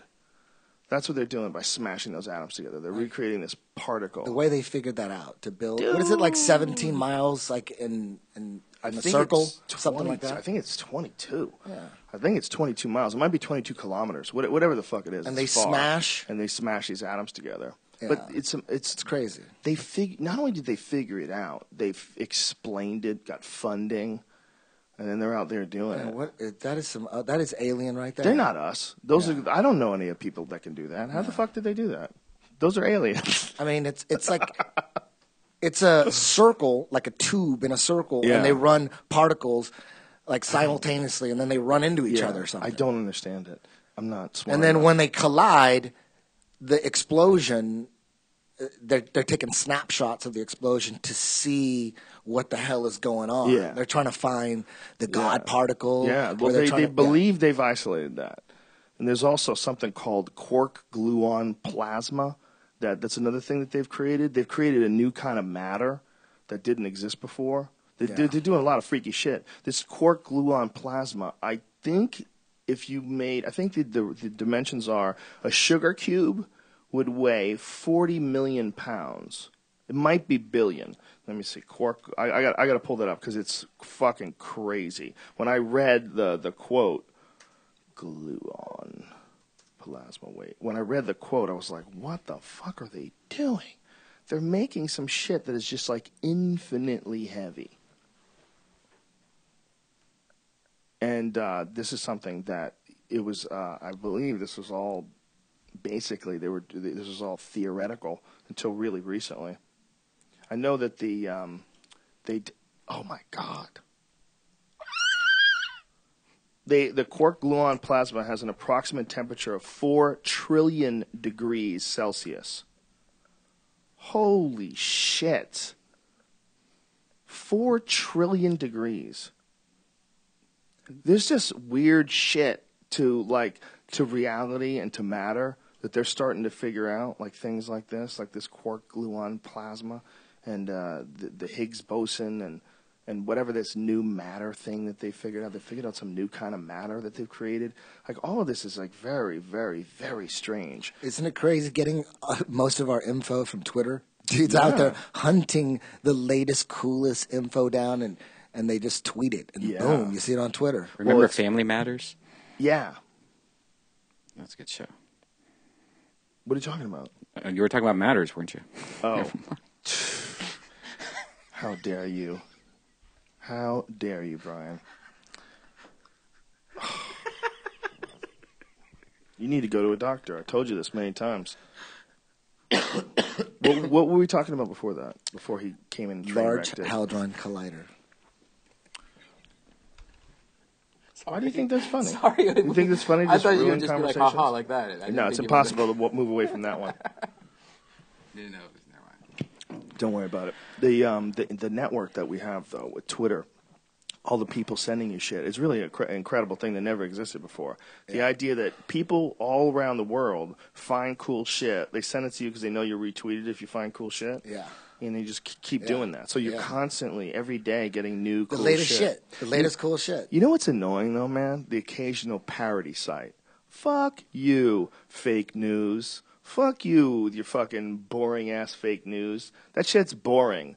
I don't like any of it. I think The Onion does it really well. The Onion does it. They do, and by the way, it's The Onion. You go to The Onion, you know what the fuck The Onion is. Yeah. There's all these fake onions that are coming along. They'll make these fake stories, and occasionally they rope you in, and someone's like, dude, it's a parody site. Like, it's a parody site? What the fuck kind of parody is that, where you just lied? What are they? How is what it are a the famous parody when you ones? lie? It's just a lie. It's just a fake fucking. It's not even remotely weird enough to be fake. You should check out the Young Turks if you haven't. We had the co-host on today on the podcast. And I think you'd really like her a lot. We've talked about that show a lot. Yeah, she's great. Yeah, we talked about it yesterday. I talked about it with Shane Smith the other day too. Yeah. What happened with her? Did you know that that's the number one news right now? Her channel's the number one online news. That makes sense. Isn't that crazy? It makes sense. People don't want to watch CNN online anymore. They know they're getting bullshitted. And then, by the way, they also know they're going to have to sit through these fucking commercials.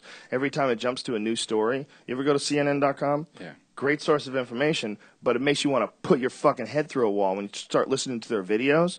Because if you watch their video, every fucking video you have to watch a 30-second commercial. So it's over and over and over again, and usually it's the same goddamn commercial. So over and over and over again, you're listening to this stupid nonsense about detergent or whatever the fuck it is. And you get to the point where you're like, this is crazy. Play me 10 in a row, okay? Play me 3 in a row. You can't have a fucking commercial after each goddamn video. So that's how the Young Turks, they just sneak in. Yeah. Steal CNN's thunder. She said she'll come on the podcast if we ever want her. Okay, that would be beautiful. She was fun? I think you would like her. She's very intelligent. It's Cool. a pretty Let's cool put her talking on. to a smart chick. Yeah, I wonder how much the CIA's been following her. If you're telling some real news on the internet. Who, Feel Amber? like one of those people? No, this is a different one. Eddie, have you ever been to a dance club where they like somebody has like those little glowy pins that attach to their fingers? Have you seen those? sticks? Yeah, they're Like like regular- they're like glow sticks that attach to your fingers. I don't know. I haven't been to a club in a long time. It's so funny. I saw a guy the other day in San Diego, and he had these like little things that you attach to your fingers that are like glow sticks, but you go like this and they flash around. Like I guess it's like a rave thing now, that popular. But it was Kids are hilarious too- watching him dance with that They're shit. too lazy for glow sticks. Like, you know what, man? I like glow sticks, but I don't want to carry things. Can you make them stick to my fingers so I can just move my fingers Right. around? It's so weird. It's the gayest with an H thing you will ever see somebody dance around with those things on his finger. Look, I've seen sadder, dude. I've seen a lot of sad shit. At least glow sticks kind of look cool when you're high. There's something to them.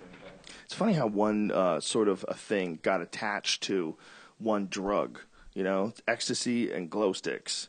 You know, it's kind of interesting. Well, when you're on ecstasy, lights are way brighter. So Yeah. Well, and also it's like hypnotic when you see it like trailing in the air. You know, there's like a certain trail quality to those glow sticks. Here's a guy. If you're looking at the video, oh, you don't have video over there. That sucks. Just play it in the thing. What am I looking at? Here he has them on these Oh, like the glow glow finger sticks. things, and so you see these guys dancing around. And, Oh my god! And it's the most His ridiculous fingers. thing ever. I don't know if there's any sound to it. But like this was like I saw all these people in San Diego have them. Like me and Doug Benson were at a dance club and saw like a guy doing this shit, and it's just like, is that the new thing? I feel like an old man. I would say it's definitely not the new thing. I do not see that catching on. It was funny watching people dance with it. I didn't even know it existed, man. Would you ever do that? Yeah, sure. If the movement hit Do it me, in Austin. if the rhythm gets me, I might go and put on some fucking glow stick thingies and dance like a motherfucker. Have you guys heard about this lawsuit where there's a pill that this dude took that turned him into a gay sex and gambling act? The court has upheld this ruling, okay? A ruling against the pharmaceutical giant GlaxoSmithKline. They had to pay 197,000 euros to a man who claimed that the drug used to treat his Parkinson's turned him into a gay, sex, and gambling addict. What? Wait, Yes. what's the translation in money? Was that $10 that they had to pay? No, it's $151,000. Wow. They paid him $151,000. How's that possible? I don't know, man. I don't know what the fuck happened. So the guy said the drug made him addicted to internet gambling and caused him to lose the family savings and steal to feed the habit that cost him 82,000 euros. And then he said he attempted suicide eight times and became a compulsive gay sex addict, exposing himself on the internet and cross-dressing. His risky sexual encounters led to him being raped. What? All that stopped when he ceased taking Requip. This is the stuff called Requip. Requip has been known for years to have undesired side effects, but a warning only appeared on its package insert in 2006, the lawyer said. So this was in 2003. This guy was taking this stuff before the company admitted that there's some horrific side effects with certain people. Some gay juice in there or something? Dude, well, it's funny, man. This people are a series of, the way your whole system works. There's a series of chemicals that interact with the body, and everybody has a different setup. And we all know people who can't drink. We all know people who can't. You ever met anybody who can't eat peanuts? Those motherfuckers get nervous around peanuts. Like, they can't eat peanuts. Their throat will close up. There's some people that, like, normal shit they're allergic to. A lot of people are allergic to wheat, it turns out. Yeah. There's a lot of gluten now. The body's weird. But I've never heard of something turning you into a gay sex addict. Who was the lawyer of the pharmaceutical company? Like Earl Shive or something like that? Maybe this guy's just a really good liar. I would like to see his testimony, please. If they paid, doesn't that kind of mean that it actually it's works? True. Well, it means they were able to prove to the jury. And what does that mean? I mean, the juries generally try to side with people, I think, more than they would gigantic pharmaceutical companies. So the guy could just have he could have got caught on this just mad fucking gay sex and gambling binge, and his wife found out, and she's like, if you don't seek help, it's over. And they admitted something in 2006. They admitted the side effects, but they actually have to admit, don't they, the actual side effects that happened? Well, I would assume it's not gay sex addict, because that shit would have been out by now. I would imagine that there's a lot of people that take this Parkinson's medication. If they all became crazy gay sex addicts. You guys want to try it? That would be like a gay sex voodoo drug. Could you imagine if you took some shit and it made you a gay sex addict? Like if this human sexuality was that manipulable, if it was that easy to manipulate, where someone can actually add something to your system and it would turn you into a gay sex addict. Oh man, there'd be so many gay dudes doing that to straight guys. What's funny is the CIA tried to do that in Iraq. They were trying to create a gay bomb.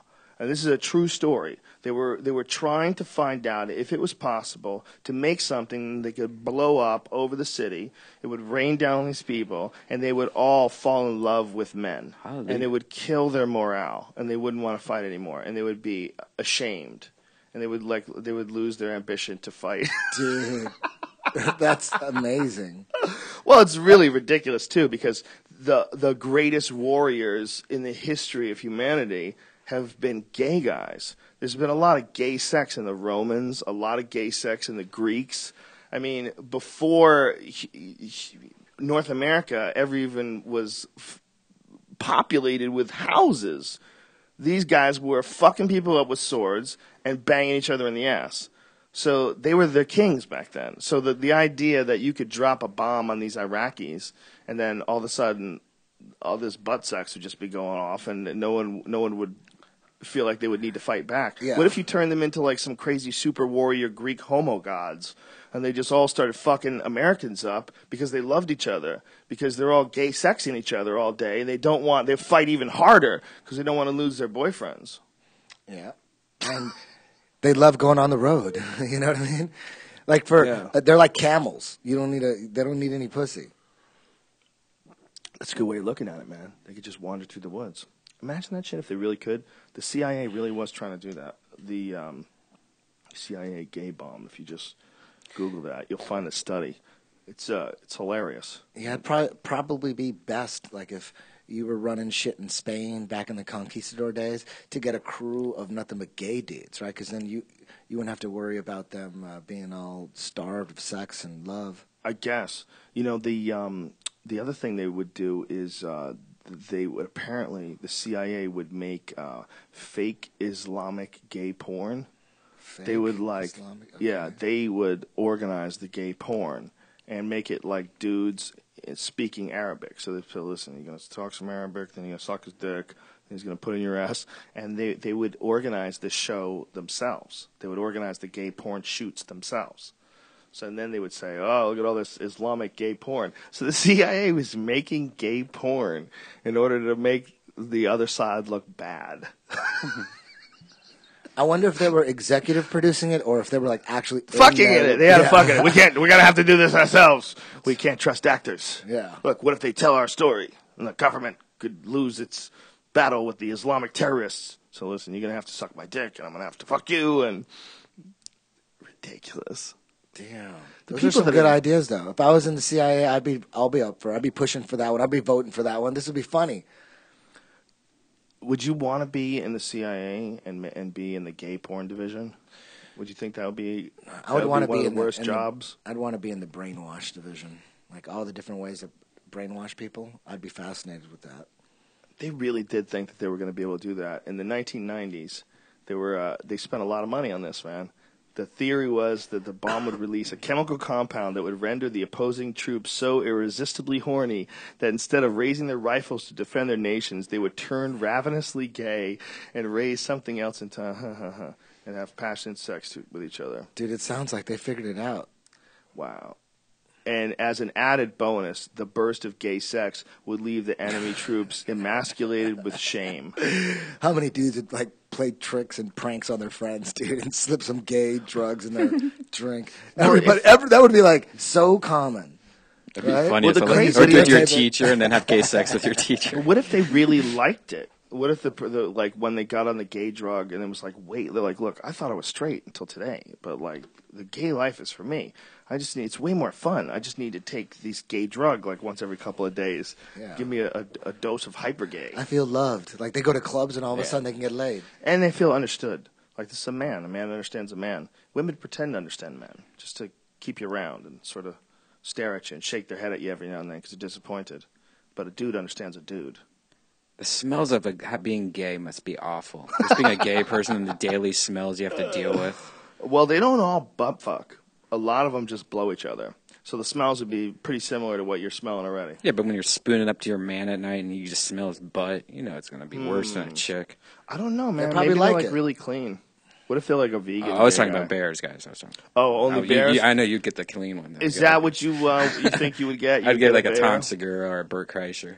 But would you guys be like dual bears, or would you like battle like those bears do in those open fields where they start pulling their hair out, or would you just let them be the top bear? I don't know. It's a good question. Because bears seem to always get along for a little while until there's some pussy around, and then you see bears going off on each other and brawling in the fields. It's always pussy that brings them to that. So I wonder if there was no pussy involved, it was just two dudes. Would that even be an issue? I don't know. Maybe gay bears would be cool to like camp near. Hibernate with them. Hibernate. Hibernate. Hibernate all over this man. If you wanted to have a gay relationship, would you want a gay relationship with a bear type gay dude, a super obvious really super femme gay dude, or a dude who looks exactly like a girl but has a dick? Ooh. Because, you ever seen someone I'd have else? to take that gay drug to give you an answer. Would you take the gay As soon drug as it for a kicks in, TV show? As soon as it kicks in, you're like, oh, dude, I'm feeling it. Young Asian boys. Could you imagine? Can you imagine if we could do that for the podcast? We just contained ourselves inside a room so that we strapped couldn't- ourselves up to make sure extra tight. Make sure it's tight. Yeah, really buckle yourself and take a spoonful of that shit. I wouldn't trust your duct tape buckles. my dick. I would just duct tape my dick in my butthole, just in case. I Whatever. wouldn't trust you guys. I wouldn't trust you at all, man. And then as soon as it kicks in, like, you're like, dude, let me out. Come on, you can do it. Just let me out. Come on, dude. Come on, somebody, let me out. And he spits out a key out of his mouth. And then as it wears, yeah, exactly. Catch it with your toes. Pre-planned this. This is not bad. Catch it with your toes. And I unlock your tried, shit. bro. You saw how much duct tape I put. I tried. That's hilarious. Houdini style. That would be ridiculous. You'd have to get See the dude's buckle mummified strapping. in duct tape. It's like that scene in the Wolfman when he's all the scientists are surrounding him trying to diagnose. I don't know if you ever saw the Benicio del Toro Wolfman. Stupid ass movie, but a couple cool werewolf scenes. And they straps. They thought the straps were gonna hold him down. No. Fucking burst right through that shit, just like that gay lust would do for you. Yeah. burst right through with a giant raging hard-on, just purple and angry, just demands satisfaction. Like that dolphin. And Like then that the come dolphin. down, can you imagine? Coming down from that God. shit. You already feel like shit. I wonder if and you they're like like, oh my start God, I being- just sucked this dude's dick. You start being bi for a little bit. Maybe that's what it is. It's like, I'm not drunk, but I'm buzzed. You start being bi for a little. I wonder if they're ever going to figure out a way, or if humans keep evolving, if we're ever going to separate the idea of sex and making people. Because if you look at all the images that people claim to have seen, like of these aliens, the gray aliens, they all are sexless. They have no organs. They have no sex organs. And you got to wonder, man, if we keep fucking around with genetics And we keep fucking around with artificial skin and all this weird shit that's going on right now that they're in the middle of experimenting with. Artificial cells, artificial atoms, like really strange. I don't know if they can do artificial atoms, but really strange shit.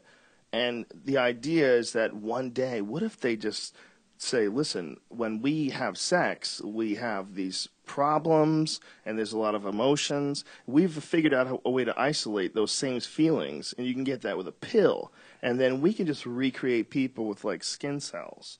We can make you a person, and you could raise that person, and the person just take a skin cell from you and run it through a fucking computer. What do you want? You want a boy? You want a girl? It doesn't matter. Everybody looks the same. Nobody's got a dick. And they come out, and if we keep going, if technology and the symbiotic relationship that human beings have to it, if that shit keeps going, which it obviously is going to, we're going to start fucking with the human body, and we're certainly more likely to move away from monkey instincts and the certain needs that cause people to want to dominate others, to want to fuck others, to want to plant seeds. Like, if we really look at it all objectively, we might one day decide to slowly move away from that. And it might take a few thousand years. But it might get to a point where, as a culture, they've recognized that these lustful feelings that we enjoy today and that motivate people to build buildings and drive fast cars and fucking learn how to fly a jet, that might be a thing of the past. They might figure out a way to engineer human beings to the point where sex is no longer part of the equation. That's a real mindfuck, man. If they come up with something that feels better than sex, though, it's totally possible. If they come up with some sort of an artificial reality, some simulated thing, some fucking... Or sex that you can eat. Sex that you could eat. Can like you imagine? You eat like something and eat it tastes and delicious. Yeah. And it fulfills your sexual flow. The more you fuck it, the better it gets. I wonder how many people out there have Yeah. zero sex drive. Like they just have a condition or Godolphin. something. There's zero sex drive. They do not want to fuck ever. I'm sure there's quite a few. Who are those guys? I'm sure there's quite a few. I wonder if it's, there's super happy people like that. Yeah. Yeah. Can you be super happy? Sure. For if sure. you have like hobbies, if there's things Kids. that motivate you. There's a lot of people that are just not motivated by sex. I've met a lot of people that are in relationships that don't have sex anymore. That's when it gets really weird. And they tell you, hey, we're like more friends than anything. I mean, I don't even care anymore. Like, what?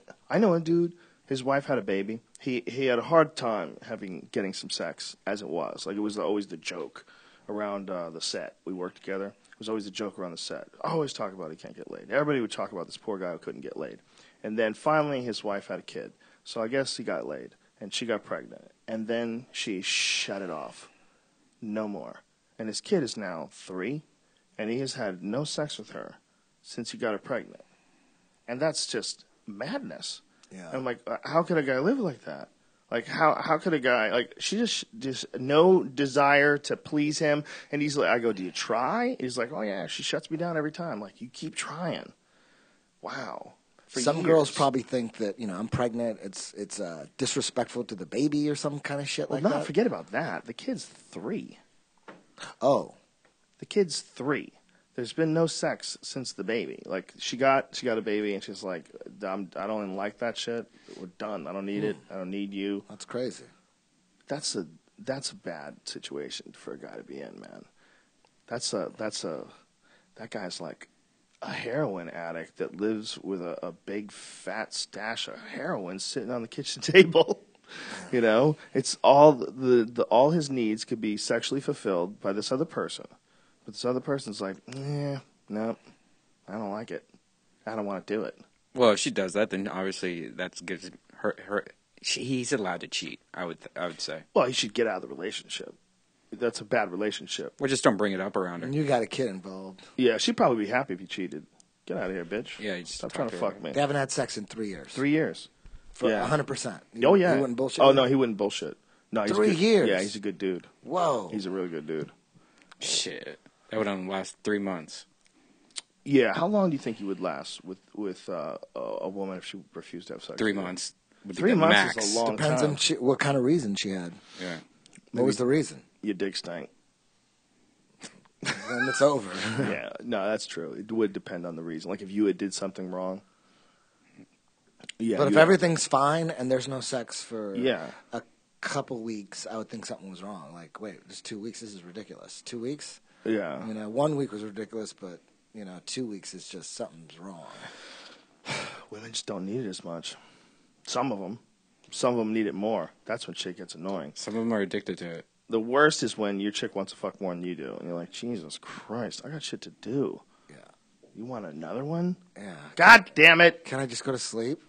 Yeah. Those are in the early days. Well, I think a lot of young people do that too, to sort of distract them from the realities of life. Life is just so fucking confusing when you're young. You just want to escape and just fuck all the time and fall in love. I think they're just really, really hydrated and they need to get that shit out of them. I don't like it that I can't see your face, you fuck. We're going to move this screen. Hey. No more of this. You're hiding behind there throwing shit bombs. It's so fun. It's like a bunker. It's a bunker. It's so fun. It's fun, but it's also quite a conversation killer, you fuck. Occasionally they work, though. Occasionally they're really good. My ex was a squirter, that's all I was saying. Yeah, that shit's nasty. I like it. A lot of girls, like Dana Diarmond, she says that's just piss. She's lying. But she's a girl, man. How can you say? She knows what's up. Squirting. The girl's pissing all over you, son. It's not piss. It has a piss smell, type smell to it, but I don't think it's Oh, piss. well, as long as it has a piss-type smell, that probably precludes the possibility of it being piss. I mean, why would it be piss if it had a piss-like smell? Maybe we I need to see your get Dr. point. Drew in here. Yeah, Dr. Drew has no information that's accurate about marijuana. What the fuck do you think he would tell you about squirting? Is he mad at you? Would he still have you You're on going off his old show? information. No, I would do his show. I would definitely do a show. But you would think that he probably wouldn't want you on No, the show. listen, I've never said anything that's not true. He's done some silly things when it came to marijuana, and the silliest thing is his nonsense that he says on a CNN show about these horrible addictive withdrawals that people have and withdrawal symptoms that people have from marijuana. That's crazy, and he knows it. That is fucking crazy.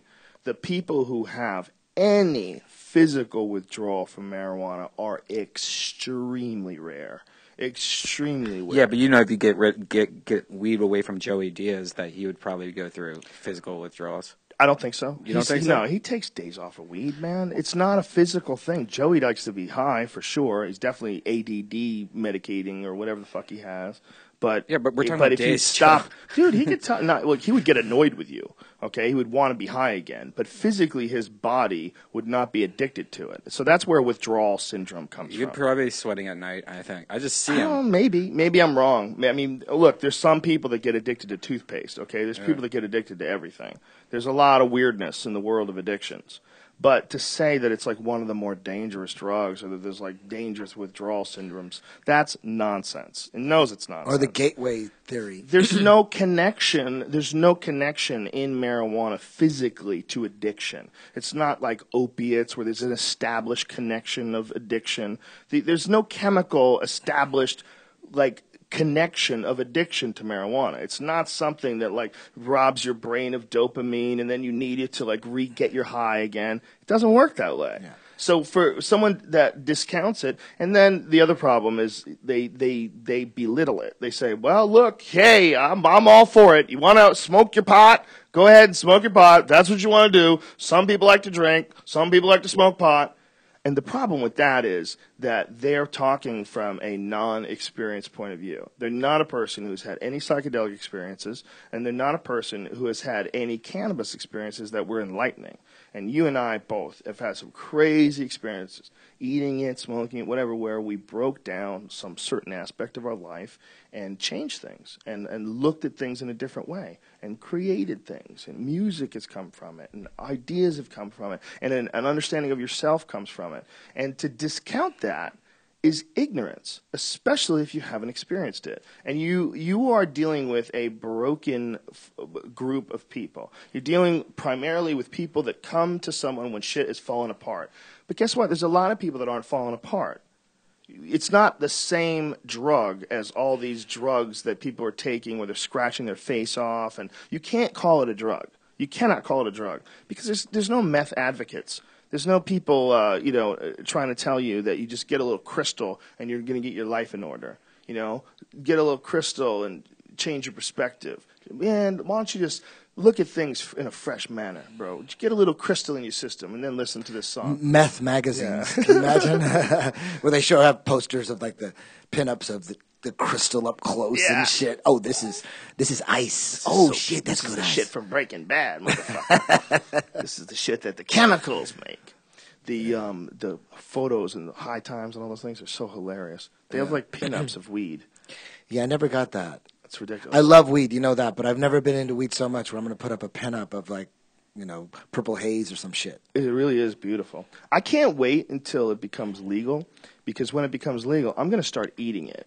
And I don't even mean to get you high. I mean eating it raw, which, by the way, can't get you high. But apparently, it's super nutritious. Like marijuana and the seeds and like eating it raw. Apparently, like the bud you would the smoke? bud, the leaves, all that shit. Yeah, you just pluck it off the stem. You don't want to eat the stems, but all those leaves and shit. Apparently, it's like really nutritious. Apparently, eating marijuana is like super good for you, and it doesn't get you high at all. You could juice it, really good for you if you juice it. It's just so many different. It almost seems like a joke when you start talking about all the different things that it can do. It's like, come on, if it could do all those things, let's be realistic. It would be legal. Come on, that doesn't even make any sense. You find out you can eat it, you can make houses out of it. Like what? What else? What gets you high and you can make houses out of it? Yeah. Henry Ford made the first fucking car out of it. The first fucking car, the fenders of the car, the body of the car was made out of hemp. That's how much they respected it. The whole gateway drug thing is ridiculous, too, because 95% of all the stoners I know, they don't do heroin or meth. They just smoke weed. If it was a gateway drug, that'd be a big problem with all my friends with meth and heroin. There's not a problem. The whole gateway thing is all bullshit. They're gonna find a way to stop people from smoking weed, and what they're gonna do is they're gonna mix up that shit from that Parkinson's medication. They're gonna get it into the weed supply, and everybody's gonna go gay bomb with the weed. With Colorado, you hear, we talked about this about a week ago, that they had one of the worst economies in the state, and now with weed, they have one of the best in the states. I mean, that's what I was told. I don't know if it's true, but isn't that incredible? That doesn't seem like they would. Let's look economic impact in Colorado. Unless I was told total bullshit, and it could be. Yeah, that sounds like one of those, dude. They were ready to totally close the state and quit being a state, and then weed came along, and now they're rich. It's amazing. No, it wasn't quite like that. No? Okay. No. I have weed in Colorado. Yeah. If that's true, isn't that... I should write marijuana. Isn't that something that would influence other states? If it did that, if it completely turned their economy around? The real issue is the problem that dummies get to vote. That's the real problem. The real problem is dummies get to vote, and a lot of dummies have these fundamentalist ideas about it, and they just can't accept the fact that, first of all, you should be able to do whatever the fuck you want to do. I'm a grown man, you're a grown man. Just because you believe in whatever doesn't mean you can stop me from doing what I want to do if it doesn't hurt anybody else. So that right away is a problem, because not everybody agrees with that. There's a lot of fucking dummies, and those dummies get to vote. But how many states have medical marijuana now? I believe it's 16 or something like that now. 16? They just made Massachusetts just got through. Can you find that out, Brian? How many states are medical marijuana? Because it was 13, it seemed like 8 years ago. And now, Brian, you didn't want to do that? No? The internet's not working on this laptop very well, so I'm trying not to fuck anything up. Okay. I'm using my phone just to look at Twitter right now. All right. Well, let's assume it's a lot. Let's say I think it's 16. But I think that eventually the Washington states and the Colorados, the 18. two places, 18. Wow. The two states that made it legal. What's going to be really interesting to see is what happens from here, because if the federal government still decides to fuck with them, they can. And that's where it gets really strange. So if these people start up legitimate weed stores that are legitimate under their state law, just like liquor stores, pay their taxes and all that shit, does the government come down on them? Because they can if they want, and they have before. There's a case of a guy from Montana, and he's becoming a big martyr once people found out about it on the internet, because this guy regularly had law enforcement from state law enforcement. He invited them on tours of his grow-op. He did everything legit, everything by the book, double-checked with everybody, followed the state law to a T. But the government came in and arrested him under federal laws. They wouldn't even let him use the term medical marijuana because it doesn't exist federally. So this guy's looking at 80 years in prison, and this guy did everything correct. That's where it gets, what state was that? Montana. That's where it gets really fucking squirrely because, look, when there's a guy who's not hurting anybody and he's giving someone something that should be legal in your area because the people voted on it, if you want to lock that guy up, you're the criminal. And that's an important point to make in this society. That just because someone wrote some shit down on paper and you can interpret it in a way that you decide you could put someone in jail. And if you put someone in jail that's not doing anyone any danger, and you put someone in jail for 80 fucking years for selling happy plants, you're a criminal. Like, you're a cultural criminal. Like, that's someone who's robbing society. That's someone who we have to pay. We pay them tax dollars, and they arrest people who aren't hurting anyone. You're telling me there wasn't other shit you guys could have done? You're telling me those cops that arrested that guy, they couldn't have been like busting burglaries or arresting murderers or, you know, fucking kicking down the door of a crack house? Why the fuck are they going after this guy who keeps having cops and law enforcement and mayors over his property to show them his grow-up because everything's done under state law and paying his taxes? Because there's a bunch of criminals in government, man. The actual government itself is filled with criminals, and they think that they're allowed to do it because it's written down somewhere. It's federal law. The federal law against marijuana has been the same since 1935. The federal government does not change its position. The federal government doesn't change its position. That's hilarious. That is hilarious. That is one thing. I mean, if there's anything that makes the government out to be whores, it's their stance on marijuana. It's one of the biggest whore-like stances because scientists should have long ago convinced politicians that there's massive benefit to this country if we grow this stuff. If we grow it, if we sell it, look, there's cultural benefit, there's artistic benefit, and then there's farmers benefiting financially, not just by selling the drug, but by selling the hemp and all this shit. But no, that's not the kind of fucking law enforcement we have here. Eddie Bravo. Yeah. They don't think right. It's crazy. You're good for about an hour and a half, dude, and then you always do this. You just lock down. You're a burst of stories, and then you just, like, settle in. That's the first wave of the weed. No, I'm good. I'm good, man. The first wave. I agree with you. It's incredible. I mean, it's incredible what the information that's coming out with. For the last 10 years, we've been talking about, all this fishy-ass shit that the government does, like with 9/11. All this fishy-ass shit. Did you see the news report where they finally released a video from hotel surveillance? It was on the news. It's on YouTube, where they show, before they only showed 3 frames of the explosion at the Pentagon. Now they show the whole thing. There's an explosion. There's no plane.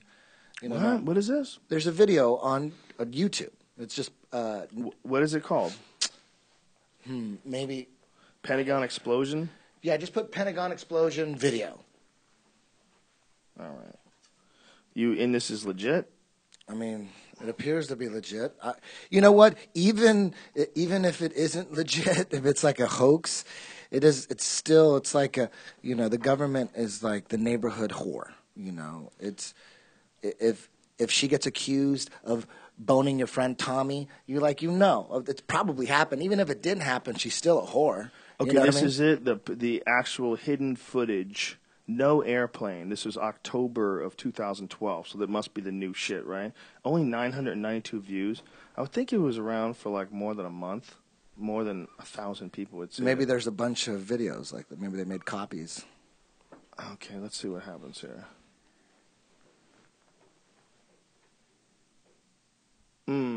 Wow, that's hard to tell. It looks like, first of all, it's way in the distance, and it's really blurry as fuck. I guess this is like a security camera, but it actually does look like someone flies in there. It actually does, dude. That looks like it looks like a plane. The last. You know what? It could be well, people are saying it's either a bomb or a missile. Yeah, there's actually something like really clear. Watch. Watch this. Look at this right here. There's something really clear that comes in right now. Watch. See that? See that white thing? And then boom. See that? That's like a plane. There's something right here under this that comes at it, and then it hits. See it? Watch. One more time. Right here. Back and to the left. It's right there. Back See that? to the left. Boom. There's like you can see something fly into it. These people are crazy. The news report, if you listen to the news report, actually listen to the audio and listen what they say. They say there's no plane. They go, look, and guess what? There's no plane. Yeah, maybe they're retarded. Those people that are reading the news, man, they ain't so smart. Those fuckers, all they do is they just read off a prompter.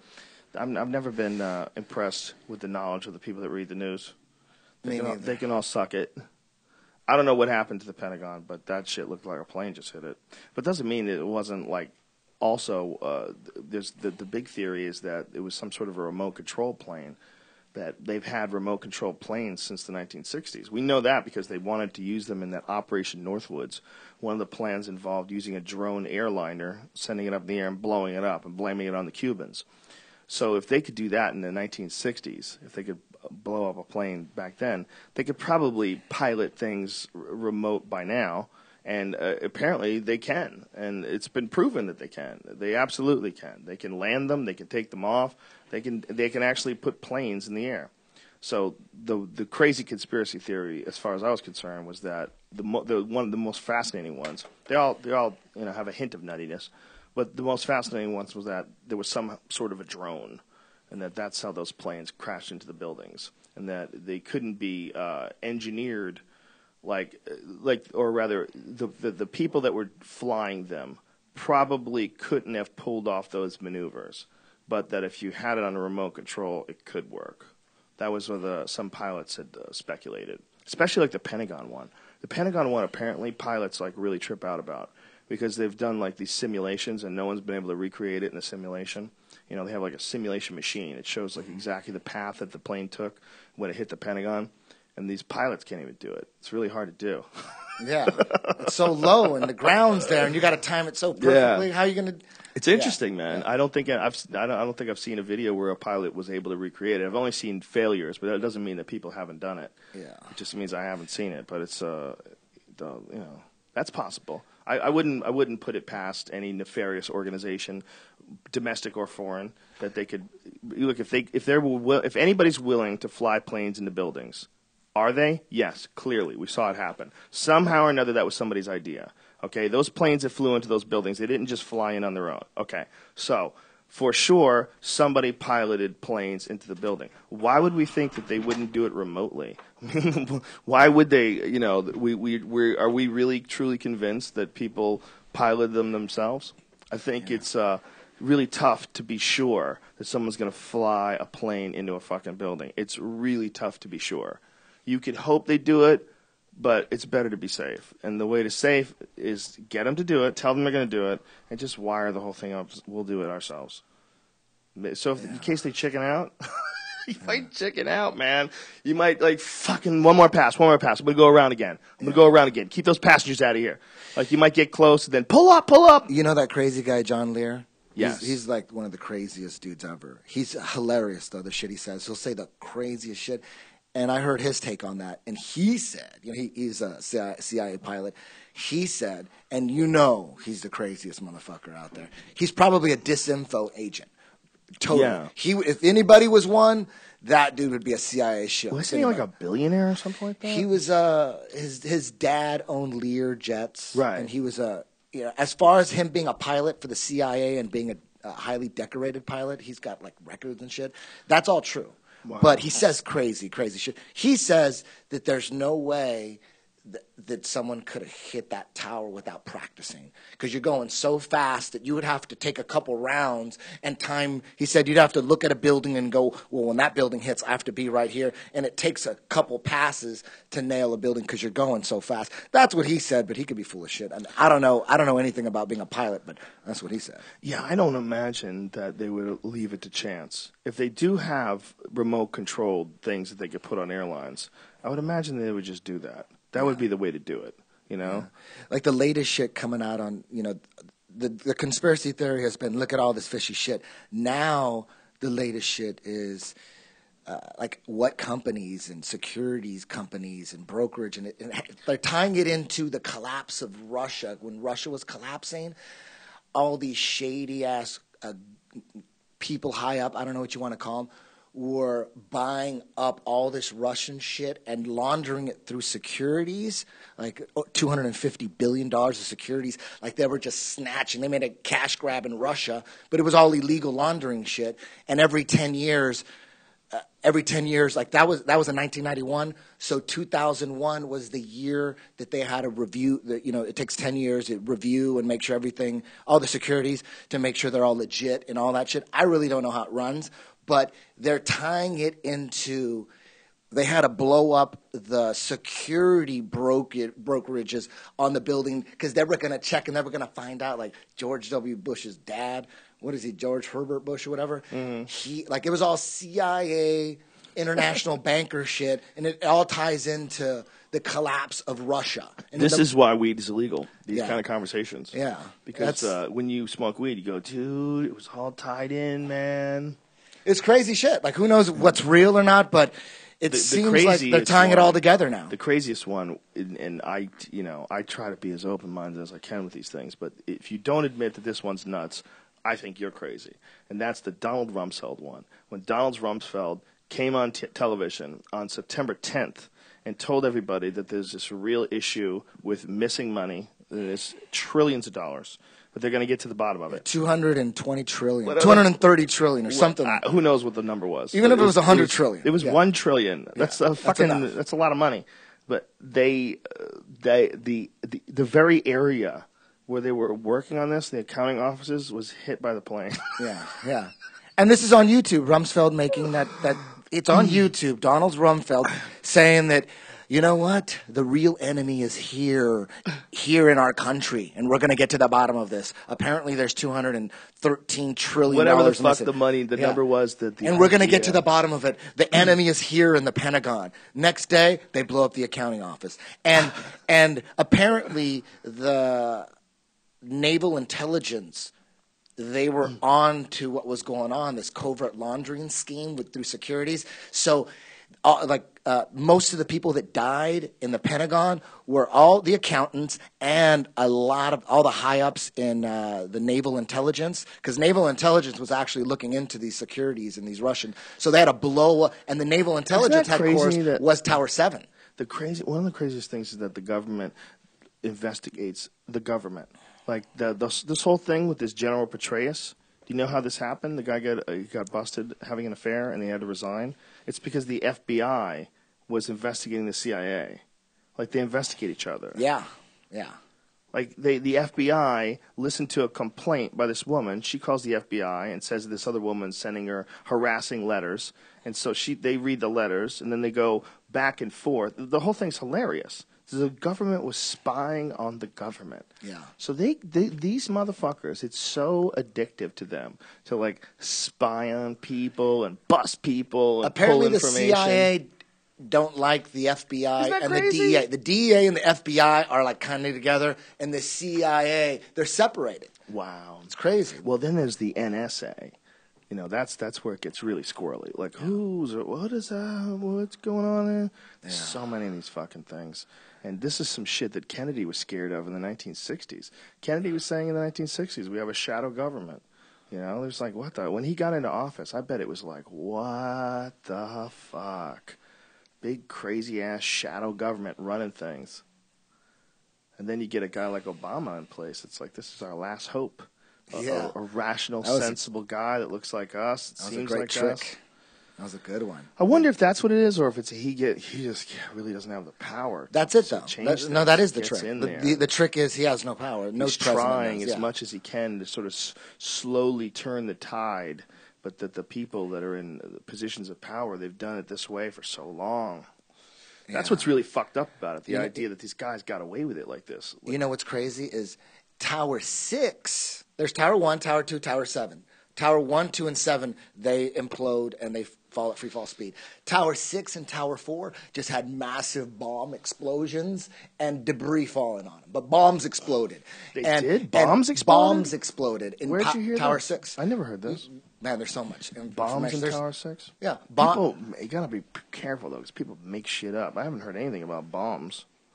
Go to Tower 911 conspiracy 9/11. I'm sorry. I'm not going to that. Go to 9/11 conspiracy. They're not going to get me. I'm not doing it. Okay. I don't have the time. There's no way. I mean, you don't think a bomb went off in Tower 6? I didn't hear about What if it did, though? But let's just say, what if it did? And this is the story. A bomb went off in Tower. There's pictures and video. You laugh. How could that be crazy when you're bashing the government all the time, but then a bomb goes off in Tower 6? Is funny? I think How is that funny? I think that there is especially amongst people on the internet, there is a very real desire to uncover hidden secrets. And sometimes it gets so far that they reach. Dude, bombs went off everywhere. Maybe. I believe it's possible. I've seen the testimony. Well, I think there was also explosions, and there might not have been bombs because there were so many fires. I mean, that was one of the excuses they used for Tower 7. The only one that makes sense is that there was diesel fires because they had diesel generators, and apparently they had just a fuckload of diesel, and that shit caught on fire. And if that was the case, I could see it like gutting the place with some crazy fire, and maybe it falls down. Look, I'm not bright enough. But wouldn't it be weird though if it was true? You're saying maybe it is, maybe it isn't. Mm-hmm. You're not saying definitely it isn't because you wouldn't say that. So maybe let's just say a bomb did go off, and there's picture and video of it looks like the Oklahoma City bombing that building, and the office that was bombed was the El Dorado Task Force, which investigates all these securities and the money laundering and all that shit. And they were investigating the whole Russian collapse. There was a lot of shit. It was a covert economic operation, and it was being investigated. I mean, how many people would have to be involved in something like that? And they blew that office up that was investigated. That office in Tower 6. It wasn't even Tower 1. A bomb goes off in Tower 6. It was that office. They just blew it up. Well, how many people do you think would have to be involved in something like that? How would they do this? Would they do it through emails? Yeah. According to this theory, I don't know what's true or not. I'm just reading these theories. According to this theory, it was all about they had to get rid of these brokerages and the people, naval intelligence and the El Dorado Task Force, because they were about to investigate at the 10-year, because they're 10-year securities. Whatever that means. They're like bonds or something, or CDs or something, worth over $240 million. That's what the investigation was about. They finally were going to, there's so many, like AIG is supposedly, according to this theory, AIG, that insurance company, well, they're more than just insurance. Like, they're involved in they got CIA ties and all this crazy shit. They had to cover it up. This is according to this theory, they needed to blow all that shit up so those transactions could slide through during the chaos, and they wouldn't, because the Federal Reserve at 911, they took emergency power. So that day they took emergency power so they could do whatever they want. The Security and Exchange Commission, they had an emergency procedure that they've never done before, which meant that we got a lot of chaos here. Let's just run all these securities without checking them, and let's just run these through. Bam. That's what they did. So that's a theory. Who knows if it's true, but it sounds pretty fucking crazy. I don't know if they did that, so I think speculating about it is silly. Yeah. But what I do know is that a lot of people banked on those airlines fucking up, and they sold a lot of their shares, like they knew some things were going on, like huge, significant numbers on American Airlines. They shorted their stocks. Is that alone? It's like really squirrely. Like, what the fuck? I mean, that alone, if it is true, and apparently it is, that I feel like that should be like a big point of investigation. And if it is true, and I've seen it reported in multiple supposedly valid websites that deal with the news, if that is true, like, there's just the fact that hasn't been investigated. It makes you just go, how many people? How many people can be involved in it? If we really have a really crazy sort of a fake democracy, and they're just stealing and engineering shit and blowing shit up on occasion. How many people have to be involved? And how come nobody wants to rat them out? How come nobody wants to make like the ultimate book from the shadows. And they're going right to Afghanistan, taking all the heroin. Come on, they're gangsters, dude. It's amazing. It's so and everyone just accepts it. They're What's just so accepting amazing, it feels fake, but I think that part of the thing is that they did it this way for so long that became how you did things. And then when the internet came along, and all of a sudden people would go, wait a minute, what the fuck are they doing? They can do that? And they can do this? Like, who would have found out about the National Defense Authorization Act and the indefinite detention of American civilians without right to trial? Who would have found out about that if it wasn't for the internet? Of course. You wouldn't have found out from CNN. Yeah. You don't even find out about it from CNN.com. When people say, oh, where do you get your information? The internet? Like, where do you go? Fucking libraries? Where else are you going to go? You're going to go to fucking you go to the library? You're fucking 12. You're going to the library? You go on your computer, dumbass. Right. Everyone gets their information from the internet. Well, that's where it gets really weird, though, because you got to make sure that you really trust your sources. So there's some sources that, like, man, like there's like in England, they have the Daily Mail. And those motherfuckers will write anything. You get an article and it's from the Daily Mail, you gotta go, oh, wait a minute, the Daily Mail. Shit. It might be real, but it might be bullshit. But listen to Amber Lyons, So we have proof through Amber Lyons. We have proof that everything we see on CNN, you gotta question it. You gotta question everything. You can't ever trust the government. Well, it's a business, man. They're running a show. Those news shows, they check them for ratings. They want to make sure that people are tuning in, and if they're not tuning in, they'll replace a girl and move a guy and do this or do that. But according to Amber Lyons, it's more than that. It's not just about ratings. It's about there's certain shit they can't fucking say. Well, I'm saying it's a business. And, if you're in the business of news, there's only one way you get access to that news. You have to be able to go to countries. You have to be able to do. As soon as you piss those people off, you can't get in there anymore. You're done. You're removed from this. Oh, you can't go to Congress anymore. Like there's people to this day, I'm sure, that have websites or people that want to get press passes for certain things. They want to be able to get into areas where the New York Times and the Wall Street Journal get to, and they can't get in. Just because you have a website that has 1 million hits a day doesn't mean that they're going to let you into you can't lob questions at the president just because you have a big antenna. Yeah. But it really should be that way. I mean, if a guy has a big antenna, that means Perez Hilton should be able to ask the president questions. Yeah. I mean, why not? Perez Hilton's got millions of fucking hits every day. Why not him? I feel like he would have probably questions more along the lines of how I would think than a lot of these fucking weirdos that you see that get elected to Congress and get elected to the Senate. Well, you like that dude that was trying to be president, Paul Ryan, the dude who was running for vice president. That silly bitch. Did you pay attention to him at all? I didn't pay attention to him. Oh, my goodness. The Mitt Romney guy? Yeah. Oh, well, his running mate, first of all, he lied about how fast he could run a marathon.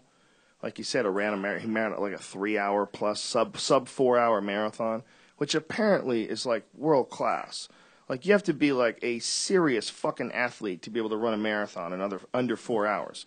And then he changed it afterwards. It was 6 hours, whatever. They probably picked him because he was terrible. They go, get what's his name, Paul Ryan? Well, he's a good speaker. And he was pretty charismatic.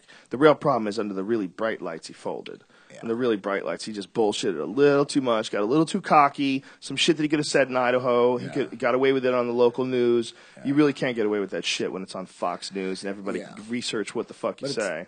Whoever put him in that position, they knew that about him. They go, oh. You think it was so? Like, what it if was they had no one else with John McCain. When John McCain, I think, the world is run by corporations and Wall Street and all that. They have all the goddamn power. They're fucking but I mean, when you're trying to get a guy like Paul Ryan into position, they do it because it seems like it would work. He's going to listen to us. He's going to play ball, and it'll work. That's. But to me, I'm just throwing this out there. Who the fuck knows? So you're looking for a conspiracy in the conspiracy. Yeah, I'm thinking think with John McCain and Sarah Palin. John McCain and Sarah, it's there's no way that dude who's about to die is going to become president, and then we put a crazy bitch as vice president. It almost seems like we need Obama to win to handle all this shit. Hook us all up. That's one way of looking at it. This is the way I look at it. I think that in order to get to any position of power, whether you're a senator or a congressman or whatever, By the time you get there, you got so many motherfucking skeletons in your closet that you're like Teddy Kennedy. Never could really run for president after he drowned that girl. Yeah. And there's a lot of shit that these dudes do. Fuck yeah. So it's hard to find a guy who's pretty clean. And Paul Ryan, pretty clean. Seems like a nice family man, says a lot of shit about taking personal responsibility, toes the Republican line. Look, the guy looks fit. He looks like a man's man. Have you done marathons, Paul? I did a marathon under 4 hours. He did a marathon in under 4 hours. He's our guy. And then they get in there and they find out the guy's a bullshitter. I think it's more likely that. But I do agree that in order to get to that position, they got to think that they can do something with you. They got to think that you're going to be able to play ball with them. And a girl like Sarah Palin, they went with her because they were desperate. There was no one else. I mean, they didn't know what the fuck they were doing, man. They were trying to figure out some way to reach women voters. And one of the best ways is to have a strong woman that represents women. And, she represented the strongest aspects of, like, a frontierswoman. Bitch lives in Alaska, okay? She's got big old titties and a gun. Like, they thought women were going to go bananas for that. That women were going to go, yes, and that would be enough to push them over the top. They would get all the women votes. The same way Obama got a lot of the black vote. Like, a lot of people were like, there's no way I'm not voting against Obama. And people got mad. Black people got mad at other black people that were going to vote for McCain. You never saw anybody that was black that had a Paul Ryan shirt on. No one had a Mitt Romney Paul Ryan shirt on that was black. There might be a few dudes that just wanted attention, but if they really thought it through, there's no way they would have done that. It just seems like a big show to me. It seems like it's all like a reality show. It's definitely a big show. Like almost scripted. Like Well, it's a big put show. together. You know that because they don't have any more than 2 candidates. They used to let extra candidates in. The last time they did that was with Ross Perot. He was the last independent, and that guy fucked everything up, man. Because he got his own television show. He took over NBC. Like, during prime time, he bought the time, and he went on and told everybody how you're getting fucked. Told everybody what the federal bank is, and he told everybody where taxes go, and told everybody that's insurmountable debt, and this is how you've been set up.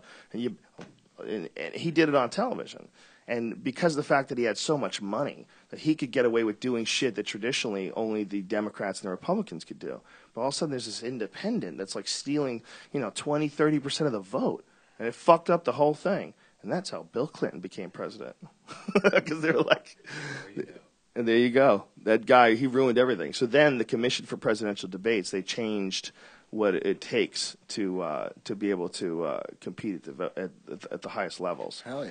You couldn't, they'll let a lot of kooks, like when you have like Republicans, you have like 10 Republicans, they'll let the Herman Cains in, that they know Herman Cain, like that dude fucks everything. He's got like 50 bitches on the side. He just couldn't keep them from bubbling out under the woodwork. The black guy? The guy who ran the pizza company. Didn't you see all the different women that came out that said he was banging them? No. Well, you can't do that and run for president. Like, you can do that and run a pizza company. He totally did it and pulled it off. But they know certain shit like that. They know guys are not going to get that far. It's a little song and dance until they get down to the main guy. And there was a couple of main guys, and the big main guy was this Mitt Romney character. So that's serious. It's like it's always going to happen this way. And all the people that are in place behind the scenes, they all watch it all play out. But it doesn't matter who wins. The same people are paying those people. Socially, I think we're better off with a guy like Obama. I think he gives people hope. He's a young black guy from a single mom. That makes people feel better. It makes people believe that, hey, maybe that racism shit is kind of in the past, and maybe, look, man, if racism didn't stop a black man from being president, like, it's surmountable. You can overcome this. Like, this is a good example for the culture. The real problem is the dude does a lot of the same shit that Bush did. That's the real problem. We thought we were going to get this dude who's like us. But they're still using drones. They still got Guantanamo Bay. Trying to take our guns. That shit is ridiculous. All that shit is ridiculous. All that clamping down on rights and going at. That's not a problem. Put your finger in the air. Do you see revolution? Do you see problems in the streets? Do you see rampant violence everywhere and our children are unsafe? No. That's not what's happening. There's not massive terrorist attacks on America. Why do you need to, look at people's email? Why do you need to store every phone call that's ever made? No. Don't assume that everyone's fucking criminal. Because in reality, most people are pretty fucking cool. The vast majority of people are pretty fucking cool. And for you to ruin that shit and take it away and take all the fun away out of life just because there's a certain unavoidable percentage of douchebags in the world is ridiculous. Like knowing all the fucked up shit the government's been, like people high in the government. I'm not talking about your average congressman or anything, but the people that are really running shit, knowing all the fucked up they've done, all the JFK stuff and all that. Gulf of Tonkin. What do you think the liberties that they're taking from us on a daily basis, you think that's part of a plan? It just seems they're so aggressive with it. I think they worry about any sort of an uprising, and the best way to keep any sort of an uprising from coming to fruition is to nip it in the bud. And when you're in a position of power, especially if it's an undeserved position of power, if it turns out that you're using your money to influence politicians and you're manipulating the system in order to gain an advantage so that it helps your business, and all that stuff is exposed, well, that should be a crime. That should be way worse than insider trading. That should be, but meanwhile, it's standard operational procedure. And when there's any sort of a threat to that, they're going to try to stop that threat in advance. And one of the best ways to stop that threat in advance is fear. Make people scared to speak out. Make people scared to act. And one of the best ways to make people scared is to give yourself godlike powers. Give yourself the ability to just, I can take this person and lock them in that cage and never let them out ever. And that's what the NDAA says. That's crazy. Because even Hitler would have got a trial, okay? If we had captured Hitler and supposedly no soldier had gone crazy and shot him in the head, which is probably unlikely. They probably would have shot him just like they did Gaddafi, right? But if we did capture him, they would have given Hitler a trial. And what they're saying is you, this average person that they decide to detain, they can choose to use tactics on you that they wouldn't have used on Hitler. They can choose to just lock you up indefinitely and not give you access to lawyers. That's not good for anybody. And that's not American. That's not what we're supposed to be about. And you can't have that kind of power. And that's exactly what's happening in Egypt right now. You know, they let this new dude in Egypt, and now 200,000 people are rallying in the streets trying to get this guy to get out of office because he changed the laws. He made it so you can't arrest him. He can't be tried for anything. He just turned himself into a god. He just got in there, and then they went, fuck you. We already been through this shit. No, you can't do that. They all get to the point of governing, and I think the possibility of being overthrown by some completely new organization is terrifying for them. What if, like, the Green Party all of a sudden took off in this country?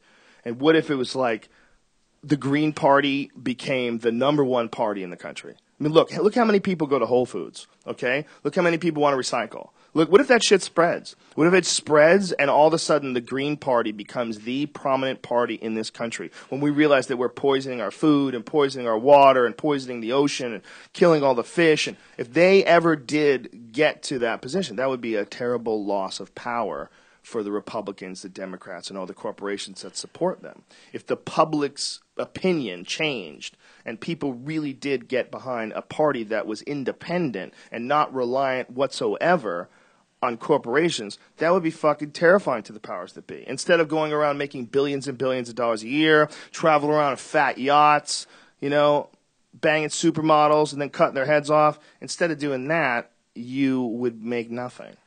You wouldn't be in power anymore. Your corporations would have to stand up on the merit of the products that they sell, not on your ability to change laws so that you can make products cheaper and in the meantime ruin the earth. And that's a terrifying thing for those fuckheads. So what they try to do is take away your rights. Take away your right to express yourself. Be able to come in and shut down your website at any point in time. No file sharing. I don't know what the fuck you're sending. No, I got to look at that shit. No. I got to be able to look at everybody's email at any time. This is a matter of national security. We are the government. This is the Homeland Security Department of security of the mothers and the children of this country. And I have to look at a few emails. I'm going to do it, goddammit. And that's where we find ourselves. We find ourselves in this ridiculous position where we're clearly being run by fuckheads. How realistic is Texas from actually seceding from the nation? It's not going to happen. There's no way it'll happen, right? No, it's not going to happen. But meanwhile, Texas doesn't give a fuck. Texas, they're supposedly constitutionally being one of the few countries or cities or states that can, because I think technically they view themselves as a republic. You know, I think maybe also other states do as well. But from what I understood, the way the Texas state declaration or their, you know, whatever the fuck their constitution is, whatever the fuck that states have that defines themselves, they define themselves slightly different than most states, and they believe that they're their own sort of situation. It's, you know, all that shit came from Mexico. You know, that was Texas was Mexico, California was Mexico. I mean, that wasn't that long ago. I mean, everybody sort of kind of forgot about that. Yeah. That shit was not that long ago. Yeah. Mexico was like, there was like giant chunks of America that was Mexico. And we're like, not anymore. Nope. Oh, shit. Nope. Nope. And so Texas became this weird sort of spot, man. Well, is Texas legal with medical marijuana? Nay, I say. No. No. That'll never happen, sir. right? No. Austin's not strong enough? No. Austin is probably the best place, like socially and liberally and intellectually. It's one of the best places in the country. And it's the best place in Texas for like free thinkers, open-minded people. Well-read people that are hip, people that are tuned in to what the fuck is going on in the world, but they're surrounded by silly people. You know, there's people all around, like the middle of Texas and crazy places. There's like a lot of like churches and people are nutty and they're doing exorcisms, and it's like Texas is a mix. You know, it's a mix of really cool, like Houston's really cool, Dallas is really cool. It's a mix of like a lot of really cool spots. And these spots, when you drive to the really cool spots and you go through hours and hours of these backwoodsy type towns, and you're like, whoa, what if you were born here? What if you were born there? And Eddie Bravo had to grow up there. Like, oh my God. Like, there's a lot of spots that suck. And the problem is, those people get to vote too. So shit like medical marijuana does not pass. And the reason why it doesn't pass is that civilization hasn't spread through the entire state. It's only in small pockets of books. Have they tried in Texas? Yeah, of course. Yeah. Have they? I'm sure they've tried. I'm sure someone's forgive me if I'm wrong, but I'm sure someone's tried to come up with some sort of legislation. But it's never been like officially on the ballot. I don't know. But I know that it just lost in Oregon, which was pretty surprising. But sometimes it's the way the language is written on the law. Like sometimes they get stupid with the language, and you know. And you could fuck 16-year-olds, you know. They throw something in there. And it would be awesome. And then the government pays for hostess to come back. I don't know what the language of the law was, but I would have thought Oregon, you know, being Portland and all that, you know, Portland is pretty fucking hip. That's one of the spots I would live. I would live in Portland. If I had to, for some reason, get out of California, Portland's a good spot. They're very cool people up there. Rains a lot, though. Rains like a motherfucker. I drove Salami back.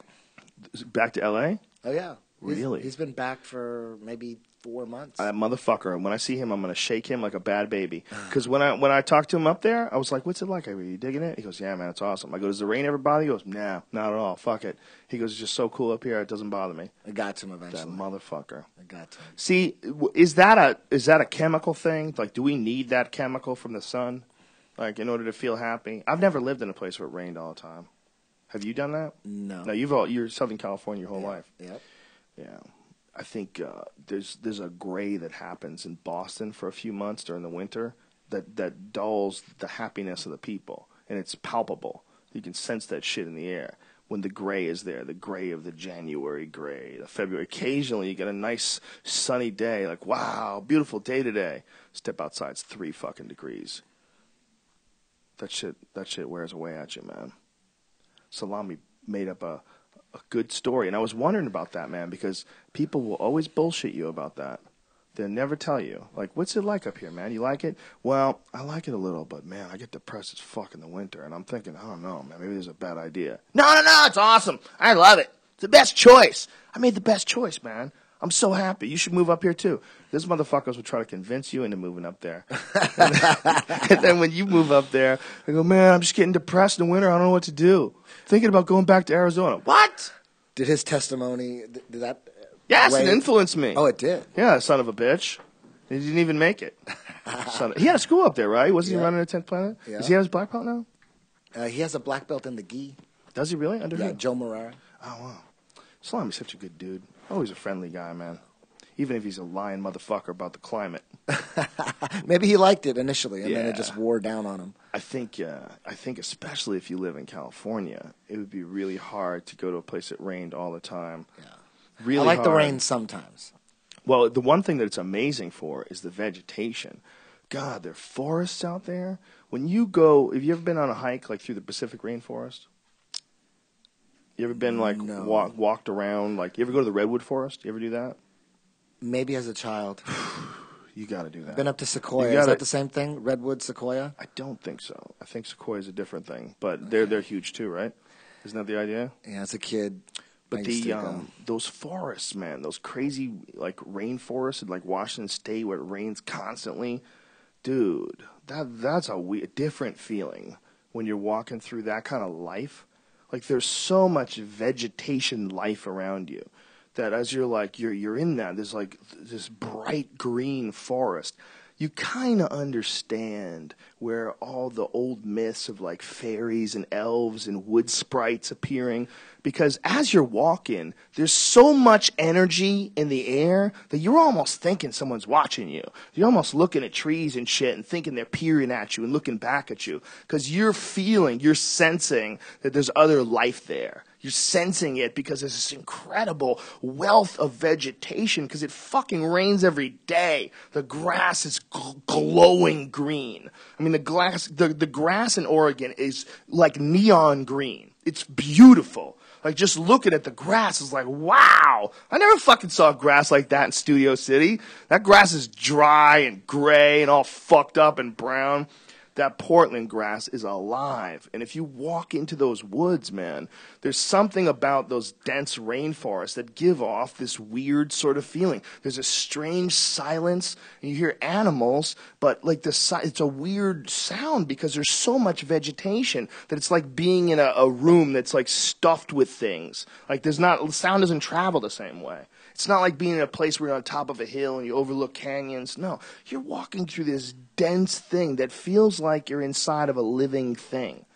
And it is. That rainforest is like a living thing. In fact, the Pacific rainforest has the biggest single organism on the face of the earth. There's a mushroom colony in the Pacific Northwest that's so enormous. It's bigger than like X amount of blue whales. It's huge, and it's this connection, like almost like a neural connection underneath the way it's worked in the ground, in this entire area. It's a shitload of mushrooms. But it's one giant organism. Here, I better Google this because it's very hard to describe. It's like a giant mushroom. Yeah. Do people take bites out of it? No, but there's a fuckload of mushrooms up there, man. Did you hear about those people that died in L.A. or California recently? A bunch of people are dying from eating poisonous mushrooms. Yeah, there's a lot of people that try to go hunting for edible mushrooms. It's like a hobby with a lot of people because you can find like some delicious mushrooms in the wild.